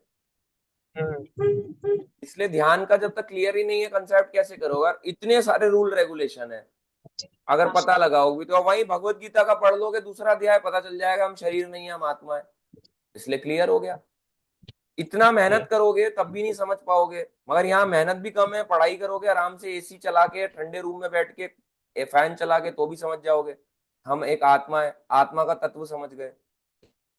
और वो धीरे धीरे जब अप्लाई करोगे तो प्रैक्टिकल में आएगा, लाइफ में फॉलो होगा। अच्छा। और प्रभु जी अभी जो कार्तिक मंथ है, आपने कहा कि रीडिंग करनी चाहिए ज्यादा से ज्यादा, बट मैं ये सोच रहा था कि गीता पढ़ी जाए, क्योंकि मैंने कुछ क्लास मिस की है, तो मैं सोच रहा था कि शुरू से लेकर 6 चैप्टर तक इसको कंप्लीट करें। तो गीता पढ़े या भगवान की लीला पढ़े, क्या पढ़ना चाहिए स्पेशली कार्तिक मास में? हाँ, कार्तिक के जो महीने में कुछ भी पढ़ो, जो आपको अच्छा लगता है वो पढ़ो। पर फिर भी एक आइडियोलॉजी दी जाती है, अगर आपने गीता एक बार पढ़ लिया आगे बढ़ जाओ, अब भागवतम पे आ जाओ, नेक्स्ट बुक पे बढ़ो। अगर आपको लग रहा है गीता भी पढ़ी है तो प्रभुपाद जी की छोटी छोटी छोटी छोटी किताबें हैं, बुक्स हैं, 20 रुपए 30 रुपए, वो वाली पढ़ो फिर। अच्छा। और प्रभु जी मैंने अभी, हम यात्रा से आए तो मैं बहुत मोटिवेट हुआ हूँ कि मैं सोच रहा हूँ कि मैं अभी नया नहीं हूँ, मुझे बहुत कनेक्ट हुए अभी 1 1.5 साल से ज्यादा हो गया, तो मुझे 16 राउंड्स करनी चाहिए। तो मैंने आज से 16 राउंड शुरू किए, कल मैंने 18 राउंड्स की थी, तो मैं चाहता हूँ कि अभी इसको कंटिन्यू करा जाए, तो क्या उसको कर सकता हूँ मैं अभी? बिल्कुल कर सकते हो, और कार्तिक में तो नियम भी बनाना चाहिए कि जो और दिन नहीं कर पाया मैं वो कार्तिक के महीने में करूंगा। ओके। ठीक है प्रभु जी, ये क्वेश्चन थे मेरे, और बहुत अच्छा लगा हमको यात्रा में आकर, स्पेशली आपने और माता जी ने बहुत बहुत कुछ किया पूरी यात्रा में। मैं देख रहा था पूरे दिन आप सेवा में लगे हुए थे, और स्पेशली रेस्ट भी आपने बहुत कम लिया है। तो बहुत ही अच्छी रही प्रभु जी यात्रा, और आपने बहुत मेहनत की यात्रा के लिए। थैंक यू सो मच प्रभु जी। हरे कृष्ण। थैंक यू प्रभु जी। आप यात्रा में इतनी दूर से आए और यात्रा का पार्ट बने। Thank you. बहुत अच्छा लगा प्रभु जी। Thank you. तो अभी प्रभु जी ऑन द वे ही हैं अपने घर को, अभी भी यात्रा से। तो नेक्स्ट क्वेश्चन है अरुणांशु प्रभु जी का। हरे कृष्ण प्रभु जी। हाँ जी, हरे कृष्णा। प्रभु जी वो मैं यात्रा नहीं आ पाया, उसके लिए सॉरी। मेरे को आना था, लेकिन क्योंकि मेरा फादर का हेल्थ भी खराब हो गया, उनका डायबिटीज एकदम हाई हो गया था, और घर वार संभालने के लिए मुझे जाना पड़ा राउरकेला में, भुवनेश्वर हाँ से। हाँ। सोचता मैं प्रभु जी, मेरा ना, जो सच बोल रहा हूँ, मेरा भी हेल्थ साथ नहीं दे रहा है। मतलब अब प्रभु जी, मेरा ऐसा हालत हो गया था कि मेरा फूड पॉइजनिंग वगैरह हो गया था, फिर मैं कुछ दिन से एकदम कुछ कर ही नहीं पा रहा था। मतलब मेरा भी हर रोज 1 2 3 वाला ऐसा हो रहा है, मतलब खराब हो गया है प्रभु जी। मेरे को लग रहा है जैसे मेरा डाउनफॉल हो गया है। वो क्या करूं समझ में, प्रभु जी एक स्पेसिफिक प्रॉब्लम हो रहा है मेरा। वो प्रॉब्लम मेरा कि प्रभु जी, मेरे को और जो है ना, जब पहले पहले मैं भक्ति आया था, फिर 3 साल पहले से मैं ये सब देखना स्टार्ट किया था कि क्या होता है भक्ति, हरे कृष्ण महामंत्र इतना फेमस कहाँ से हो गया। फिर इस्कॉन क्या होता है, पहले पहले इस्कॉन मेरे को अच्छा नहीं लगता था। फिर वो बाद में समझा कि इस्कॉन वाले परफेक्ट ही लग रहा है। तो मैं स्टार्ट किया था कि इन्हीं को फॉलो करना, आंख बंद करके जो बोल रहे हैं सब मानना। पहले पहले जोश हाई था, पहले पहले मतलब पढ़ाई हो ना हो, हेल्थ रहे ना रहे, सोलह वाला हो जा रहा था, सब कुछ कर रहे थे। लेकिन प्रभु जी धीरे धीरे ना, मतलब बोल रहा हूँ ना कि मतलब मेरा स्पिरिट जो है वो थोड़ा, हेल्थ प्रॉब्लम भी हो रहा है कुछ ना कुछ होकर प्रभु जी। मतलब अच्छा नहीं लग रहा है, मतलब ऐसा लग रहा है कि इसमें बहुत रूल्स है, रेस्ट्रिक्शन है, मैं जी नहीं पा रहा हूँ, घुटन जैसा लग रहा है। कभी कभी ऐसा तो क्यों हो फिर रहा है मेरे आपको साथ? ध्यान योग का पालन करना चाहिए। तो उसमें तो और भी दुगने आपको उसमें भी 100 गुना रिस्ट्रिक्शन लगेगा। भक्ति मार्ग में तो रिस्ट्रिक्शन कम है, हाँ, कंपैरिजन टू कम। ध्यान योग या ज्ञान योग। इसमें रिस्ट्रिक्शन कम है इसमें भी, पर हम इसमें आ जाते तो हमें लगता है इसमें भी नियम है। तो वो तो होंगे ना नियम, तो इस मार्ग में भी होंगे, मगर आपको एक्सेप्ट तो करा जा रहा है भक्ति में। वही प्रभु जी, लेकिन मतलब ऐसा है कि वो स्पिरिट पहले ऐसा नहीं रह रहा है, वो तो कमजोर हो रहा है। ऐसा लग रहा है कि थोड़ा बैठ जाओ आराम कर लो, ऐसे टाइप का हो जा रहा है। उतना नहीं हो रहा है पहले ऐसा। और जितना हो रहा है उतना तो फॉलो करो, और भक्तों के साथ में रहो तो फॉलो हो जाएगा। हाँ, वो मैं जैसे कॉलेज में था तो कुछ रूममेट डिवोटी थे, ये वगैरह था, हेल्थ वेल्थ भी थोड़ा था, विग्रह सेवा भी हो जा रहा था। घर में आ गया मैं, घर संभालने आ गया, तो अब मेरा हालत खराब हो गया है। घर में और कभी ना अगला। कभी तो आना ही है ना पर्सन को, जॉब करेगा तो भी आएगा, फैमिली के हम्म साथ तो रहना ही पड़ेगा कभी ना कभी, तो यही तो टेस्टिंग है, अब आपको ये मैनेज करना पड़ेगा। प्रभु जी, मतलब ऐसा होता है स्ट्रेस में जब आ जाता हूँ तो वो भक्ति और नहीं हो पा रहा है। मतलब मेरा बॉडी भी साथ नहीं दे रहा, माइंड भी साथ नहीं दे रहा, बाल झड़ रहे हैं, क्या हो रहा है पता नहीं। सब हेल्थ प्रॉब्लम हो जा रहा है मेरा, क्या करूँ समझ वो में नहीं आ ठीक रहा हो जाएंगे, टेंशन मत लो, सब ठीक हो है। नहीं जाएगा। आप बस प्रभु जी। अपना भक्ति में प्रभु देखो जी। लगे रहो, और अपने आप को ना जो चीज आपको संग दे सकती है उस चीज को प्रैक्टिकली फॉलो करो, चाहे ऑनलाइन हो या ऑफलाइन हो, वो फॉलो करो। प्रभु जी जैसे जो है ना, मैं अपना प्रैक्टिकल लाइफ का जो प्रॉब्लम हो रहा है कि जो इश्यूज हो रहा है कि क्या, मतलब समझ में नहीं आ रहा लाइफ में क्या करूं। कभी कभी मैं ये सब भी पूछता हूँ, मतलब अपना ब्रह्मचारी प्रभु जी लोग को, जो वहां पे है। तो प्रभु जी वो लोग बोलते हैं कि पहले तुम अगर कुछ नहीं कर पा रहे तो अपना पैशन को फॉलो करो, डिस्कवर को, अगर पैशन है ही नहीं, और मतलब भगवान को पीछे रख के मतलब चलो, जितना कर पा रहे हो उतना करो। क्या ये सही है? मतलब ऐसे ही करने चल जाएगा? हाँ चल जाएगा, पहले अपना पैशन फॉलो करने में कोई बुराई नहीं है। हर कोई अपना पैशन फॉलो करता है, उसमें कोई दिक्कत नहीं है। अगर और आप प्रभु ना जी करियर मतलब, में बढ़ रहे हो आगे तो दिक्कत क्या है? करियर छोड़ने नहीं में तो करियर वो, भगवान ने बोला ही नहीं कि करियर को छोड़ दो और फिर भक्ति करो। और प्रभु जी मतलब ऐसा अभी पता नहीं कि मुझे ऐसा लग रहा है कि मैं जबरदस्ती कर रहा हूँ, प्रिटेंड कर रहा हूँ जैसे डिवोटी हूँ बोल के। नहीं, आप कोई अंदर से वो फील जबरदस्ती नहीं आ नहीं रहा कर है। रहे, हमें फील हो रहा है आप सही कर हाँ रहे हो। हाँ। कभी कभी ना मुझे प्रभु जी मेरा ऐसा हुआ है, मैं रूम में एकदम अकेला हूँ, मतलब कोई है नहीं, उस टाइम में भगवान को देख के मेरे को थोड़ा थोड़ा इमोशनल हो जाता हूँ कभी कभी, तो मुझे लगता है कि हाँ शायद भगवान के प्रति शायद थोड़ा बहुत फीलिंग है। लेकिन कभी कभी जब मैं घर आता हूँ नॉर्मल रहता हूँ, मुझे लगता है क्या फीलिंग है, भक्ति भक्ति करने का कुछ मन ही नहीं कर रहा हूँ। समझ में नहीं आ रहा मेरे दिल में है क्या। मैं एंजॉयमेंट का टेंडेंसी तो मैं ज्यादा देख रहा हूँ। और ऐसा नहीं कि मैं सीधो होके मैं बोल दूंगा मेरे को तो वैरागी बनना ये वो, मैं तो कुछ है ही नहीं। प्रभु जी मेरा तो जैसा है कि नॉर्मल लाइफ जीना है, थोड़ा रिस्ट्रिक्शंस कम हो, थोड़ा रेस्ट कर दूं, आराम से बैठ जाऊं, आजकल ऐसा लगता है। देखो, जितना मैंने आपको बताया कि अगर आप में मोटिवेशन की कमी आ रही है तो आप जितना जो वाला भक्त संग कर सकते हो ऑनलाइन या ऑफलाइन वो करो। आप उनको करते सुनते देखते करोगे तो आपका भी मन करेगा। हम्म। संग तो करना पड़ेगा अगर मोटिवेशन कम है तो। गुरु जी कन्विंस्ड नहीं हो रहा है कि मतलब एक बोलता है ना कि एक अभी सब हो जाएगा, अभी तो ये भी कर जो जो वो तो होता है ना कि एक स्पार्क हो जाता है, कन्विंसमेंट हो जाता है बंदा कि अब तो बस यही करना है। वो स्पार्क नहीं आ पा रहा है, मतलब ऐसा हो रहा है कि ये सब क्यों कर रहा हूँ, ये कैसे कर रहा हूँ, नहीं हो रहा है, बस ऐसे ही हो जा रहा है। हेल्थ प्रॉब्लम भी मेरा बहुत हो जा रही है, हर तरफ से कुछ ना कुछ प्रॉब्लम। मतलब मन करे बैठ जाऊं, सो जाऊं, आंख हो बंद कर जाएगा। लूं और हो दुनिया जाएगा। बुरी लगती। पता नहीं सर प्रभु जी क्या होगा। प्रभु जी देखो, कभी हो कभी ना फेथ मतलब तो मेरे, रखो भगवान पे। आप फेथ नहीं रखोगे तो इतने छोटे प्रॉब्लम्स तो आती रहेंगी। अब इतनी, अब हर बार आप सोचते रहोगे तो कि साफ हो जाए, साफ हो जाए, मेरा रास्ता क्लियर हो जाए, वो टाइम लगता है देखो। एक ठीक मतलब बोलते हैं ना कि गिव अप करना, वो गिव अप करना टाइप का आ जा रहा है। है, आप गिव अप मत करो। आप जैसा हो, अच्छा लगे हुए हो, बस मोटिवेशन के लिए जो बोला वो वाला पॉइंट फॉलो करो। और प्रभु जी खा मतलब कभी कभी ऐसा भी होता है कि मतलब जो है मतलब ऐसा कभी कभी सोचता हूँ कि प्रभु जी दुनिया जो है मतलब वर्ल्ड का और सामना करने का और फेथ ही नहीं होता। मैं मतलब ऐसा है कि चादर में बैठ के सो जाता हूँ, नींद नहीं आ रहा, आंख बंद कर लेता हूँ, ऐसा टाइप का हो जाता है, एकदम इंस्पिरेशन कम हो गया है। स्पिरिचुअल लाइफ मटेरियल लाइफ भी पकड़ नहीं पा रहा हूँ, मतलब ऐसा क्या हो रहा हूँ पता नहीं। पहले इतना हाई तो था, अपने आप अब को ना देखो, अगर आप बहुत ज्यादा इरिटेट हो जाओ लाइफ में भक्ति करते हुए भी, अपने करियर से भी, उस टाइम थोड़ा मन को शांत करने के लिए थोड़ा सा ना नेचुरल एनवायरनमेंट में जाओ। नेचुरल एनवायरनमेंट में जाना चाहिए और फील करना चाहिए कि आसपास कैसा है। बैठो, अपने घर के आसपास चले जाओ, थोड़ा वहां पे पेड़ के नीचे थोड़ा बैठो, थोड़ा जमीन पे घास में बैठो, लेटो, शांत रहो। अपने आप को मन को शांत रखने के लिए थोड़ा कोशिश करो, थोड़ा सा शांत रह के ना कि मुझे क्या करना है। डिसीजन अच्छे होते हैं। बहुत ज्यादा अगर जुड़े रहोगे फोन लैपटॉप तो उससे भी दिमाग खराब हो जाता है, क्योंकि उसमें भी यही सब हाँ चलता ये है, चीज हो इसका ये गया है। फायदा हो रहा है, इससे ये फायदा, इससे ये फायदा। वो सोचोगे मैं करूँ क्या करियर में? करियर में तो जॉब भी नहीं है, ये भी नहीं है। भक्ति करो तो भक्ति में नहीं आगे बढ़ पा रहे। यात्रा में जाना चाहता हूँ तो पैसे नहीं है। जॉब करना चाहता हूँ तो पैसे नहीं मिल रहे हैं। बिजनेस करना चाहता हूँ तो समझ नहीं आता बिजनेस क्या करूँ। फैमिली सपोर्ट नहीं करती। कुछ टाइम के बाद कैसे खाऊंगा? शांति से बैठो, सोचो, तब डिसीजन लो। दो लोगों को पूछो, तब आपको ठीक लगेगा। पहले शांति से अपना नेचुरल एनवायरनमेंट में रहो, फिर भक्तों को जाके पूछो या किसी को पूछो आप क्या करते हो, आप क्या करते हो, फिर आपको पता चलेगा। ठीक। ठीक है, हरे कृष्णा। केतन प्रभु जी। हरे कृष्णा प्रभु जी। हाँ जी।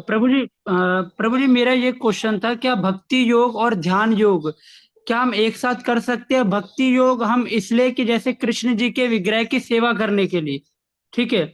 और ध्यान योग इसलिए हम कृष्ण जी को और अच्छे से जानने के लिए, क्योंकि मैं कहीं ना कहीं ये तो मानता हूँ और मैं ये दोनों फिलॉसफी को फॉलो करता हूँ, जैसे भक्ति योग हो गया और ध्यान योग भी हो गया। क्योंकि मैं मानता हूं और मैंने सुना भी है कि परमात्मा अंदर ही है। हाँ हाँ। तो ये मैं आपसे जस्ट पूछ रहा हूँ, क्या भक्ति योग और ध्यान योग एक साथ किया जा सकता है? हाँ, किया जा सकता है। अब इसमें ध्यान का प्रोसीजर अलग है ना, मैंने बताया ना। जो हाँ वो जी। वाला ध्यान है कि ये वाला ध्यान, इससे आपको ठीक भगवान है। की प्राप्ति होगी, मगर कब? सतयुग में। मगर ये कलयुग के लिए नहीं है। कलयुग में जो आप ध्यान कर रहे हो, यानी जिसे आप मेडिटेशन कह रहे हैं, उससे मन थोड़ा वो शांत कर सकते हो, सांस की एक्सरसाइज कर सकते हो, उससे शांत हो जाएगा थोड़ा मन। मगर अगर आप सोचोगे कि यही सफिशिएंट है, नहीं कर सकते। उसको केवल अपनी हेल्थ को ठीक रखने के लिए कर सकते हो, या फिर आप जैसे प्रभुपाद जी कहते हैं इसमें ध्यान योग लगाना है, शांत शांत एनवायरनमेंट में चैंटिंग करो, और जो बोल रहे हो हरे कृष्ण महामंत्र, हरे कृष्णा, वो कान से सुनो, ये असली ध्यान है कि आप क्या बोल रहे हो। अच्छा प्रभु और जी, मेरा एक छोटा सा और क्वेश्चन था। क्या मेडिटेशन 21st सेंचुरी के हिसाब से ये वर्ड मेडिटेशन बोल देना और साधना, क्या दोनों अपोजिट है या फिर दोनों एक ही चीज है? नहीं, दोनों अलग है। साधना जो होती है, मेडिटेशन का पर्पस ध्यान योग है, मेडिटेशन मतलब। साधना वो ठीक है है। जो हम रेगुलर प्रैक्टिस कर रहे हैं उस चीज को फॉलो करने के लिए, वो साधना है। तो जो साधना बोल देते हैं कि साधना में लगा हुआ है, तो रेगुलर प्रैक्टिस में लगा हुआ है। तो साधना भक्ति में भी होती है, जो आप चैंटिंग कर रहे हो, ये हाँ भगवान जी। की है चैंटिंग, और भगवान का नाम, भगवान के जाने तक का रास्ता भी है, और यही भगवान भी है, और वहां पे जाके भी यही करना है। भगवान का नाम जप कर, नाम भगवान का नाम बोलते बोलते सेवा में लगे रहना है। तो ये साधन भी है, भगवान भी है, साध्य भी है। तो साधना मतलब प्रोसेस, और ध्यान योग हो गया योग का मार्ग। तो साधना जो आप कर रहे हो वो ध्यान योग में भी काम आती है, साधना भक्ति योग में भी आती है, दोनों में आती है। यानी प्रैक्टिस ध्यान योग में भी चलेगी, भक्ति में भी चलेगी। मगर ध्यान योग में बहुत से रूल रेगुलेशन है, भक्ति योग में रेगुलेशन अलग है साधना के। यहाँ पे आपको चैंटिंग करनी है, 4 नियम पालन करने हैं, ये आपकी साधना है। अच्छा अच्छा, ठीक। ठीक है प्रभु जी, हरे कृष्ण। हरे कृष्णा प्रभु जी। ठीक है, इसमें है रोजी माता जी है, कह रही हैं, Hare Krishna to all the devotees, as we know all know after class, Rajat Prabhuji specifically gives times to each and every one for their doubts and questions, so kindly request all to listen to the class first carefully instead of correcting each other. Pardon me if my message offends anyone. बिल्कुल correct माता जी, पहले भक्तों को class सुननी चाहिए। अगर वो लिखते चले जाएंगे चैट्स में, तो आपको नहीं पता, आपके चैट से प्रचार नहीं हो रहा, आपके चैट से सिर्फ लोग कंफ्यूज हो रहे हैं कि चल क्या रहा है। तो चैट्स में वो लिखो, अपना क्वेश्चन डाल दो। आपने कुछ सुना, आपके माइंड में स्ट्राइक कर गया, वो क्वेश्चन डाल दो। या आपको कुछ लग रहा है कि हाँ ये बात है, इसको ऐसा समझा जा सकता है क्या, जैसे मैं, आपने ये समझा पर मैंने श्लोक को पढ़ के ये समझा, क्या मैं ठीक हूं, ये पूछो, अपने डाउट्स पूछो, क्वेश्चन पूछो, कोई पर्सनल। मगर ऐसा नहीं कि आपने पूरे मैसेज पैराग्राफ भेज दिए साथ में। तो थोड़ा सा देखना चाहिए, वन बाय वन सेंड करोगे तो आपको सबका आंसर भी मिलेगा। अनिला माता जी, हाउ इज गौड़िया मठ and ISKCON same and different? Same इसलिए क्योंकि चैतन्य महाप्रभु की फिलॉसफी फॉलो करते हैं। भक्ति सिद्धांत महाराज ने गौड़िया मठ बनाया, प्रभुपाद जी ने इस्कॉन बनाया। मगर भक्ति सिद्धांत महाराज से पहले भक्ति विनोद ठाकुर ने नाम हट बनाया। तो नाम हट में जब प्रॉब्लम्स आई, तो गौर किशोर दास बाबा जी आए। वो क्योंकि एक शुद्ध भक्त थे, भजन करते थे, उन्होंने शिष्यों को नहीं स्वीकारा, अपने लाइफ में केवल एक शिष्य बनाया भक्ति सिद्धांत। तो उन्होंने कोई मंदिर वगैरह नहीं स्थापित किए।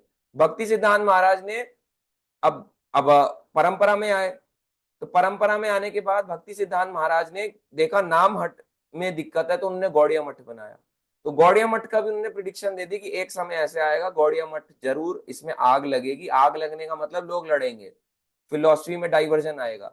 फिर उन्होंने बोला कि मेरा विदेशी, प्रभुपाद जी को उन्होंने बोला कि ये विदेश जाके भक्ति करेंगे और वर्ल्ड में प्रचार करेंगे। तो अब जो कौन बाद में प्रभुपाद जी जो है वर्ल्ड में प्रचार किया। फिर गौड़िया मठ से जब हेल्प मांगी, तो गौड़िया मठ से हेल्प ना मिलने के कारण उन्होंने फिर अपना एक बनाया इस्कॉन। इस तरह से ऐसा नहीं है कि गौड़िया मठ भी डायरेक्ट बन गया, पहले ही हमेशा से और था, फिर धीरे धीरे करके आके इस्कॉन बदल गया। अभी फिलॉसफी सेम है।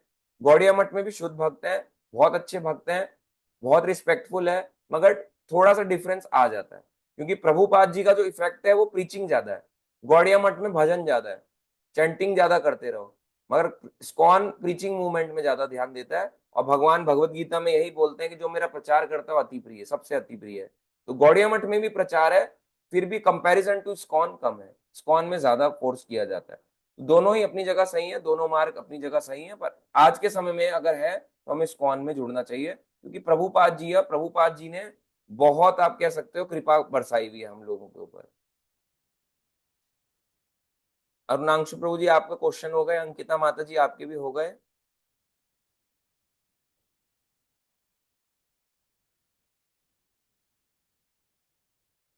नेक्स्ट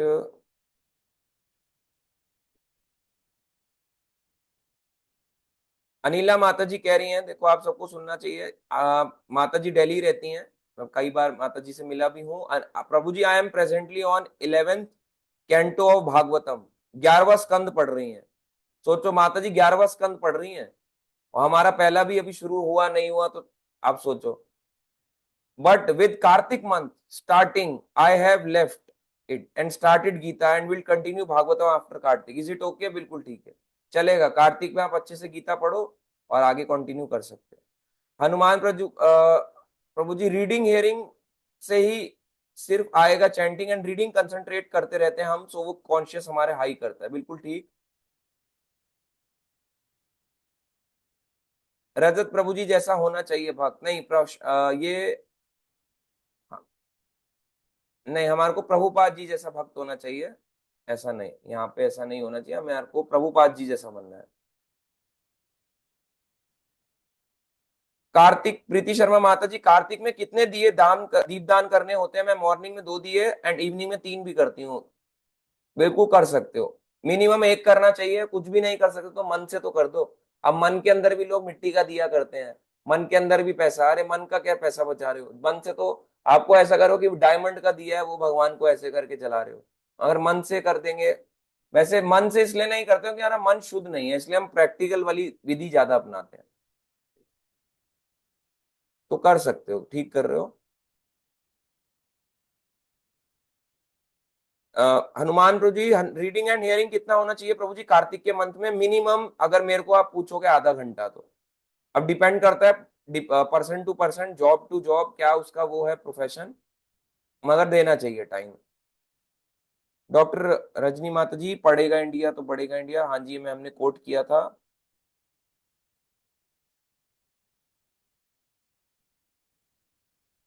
इसमें काफी सारे फिर मैसेजेस हैं।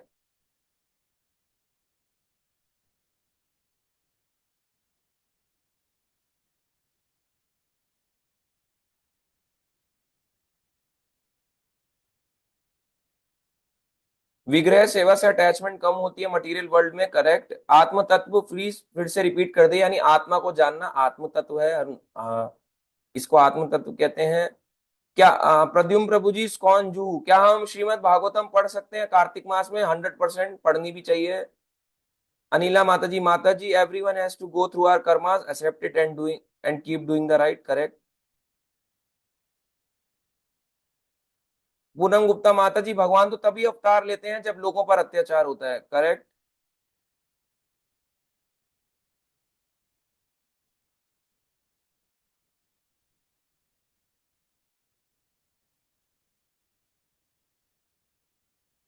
थैंक यू ज्योति माता जी। यशमानी प्रभु जी कह रहे हैं कल से उपदेशामृत स्टार्ट होगा क्या? नेक्स्ट वीक से स्टार्ट होगा। हर वीक 2 क्लासेस होंगी, पर क्योंकि फेस्टिवल है, अगर मैं कर भी लूं तो आप मुझे पता है आधे लोग नहीं लेंगे क्लास, और अभी काफी सारे भक्त यात्रा से आए हैं, वो भी थके हुए हैं, इस वजह से सबको रेस्ट का हमने टाइम दिया है, इसलिए हमारी क्लास नेक्स्ट वीक होगी, उसमें हम करेंगे क्लास, जैसे रेगुलर हम 2 क्लासेस पर वीक करते हैं। ठीक है ज्योति माता जी। नेक्स्ट, बहुत अच्छा है, हमने भी 17 अक्टूबर से भागवत कथा से शुभारंभ किया है, बहुत अच्छा चल रहे हैं। दीप कौशिक माता जी, thank you. Ashirwad Behera Prabhu ji, thank you. Preeti Mata ji, प्रीति शर्मा माता जी, गीतांजलि यादव माता जी, लेकिन प्रभु जी जो भी हरे कृष्ण महामंत्र जप रहे हैं वो भी सब कर ही रहे हैं, वो सो कोई संप्रदाय हो। हाँ जी, ये करेक्ट है, कोई भी संप्रदाय हो वो कर ही रहे हैं चैंटिंग। थैंक यू हनुमान प्रभु जी, बहुत अच्छा है। गीतांजलि माता जी, अगर आप लीला पुरुषोत्तम भगवान कृष्ण पढ़ रहे हैं, यानी कृष्ण लीला पढ़ रहे हैं, तो वो बहुत अच्छा है। आप 30 डेज में कृष्ण लीला बुक को पढ़ सकते हो, या एटलीस्ट 30 अध्याय पढ़ सकते हो, छोटे छोटे हैं, 2-2 3-3 page. Thank you Raima Banerjee माता जी, थैंक यू सभी भक्तों को, काफी टाइम ले लिया हमने आज। तो अभी हम सबको अनम्यूट करेंगे और चैंट करेंगे।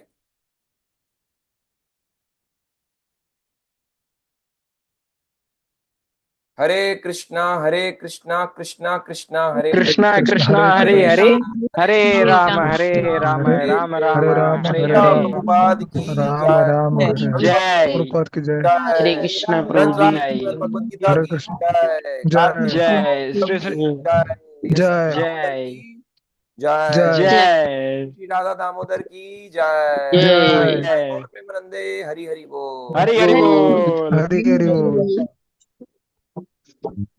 सब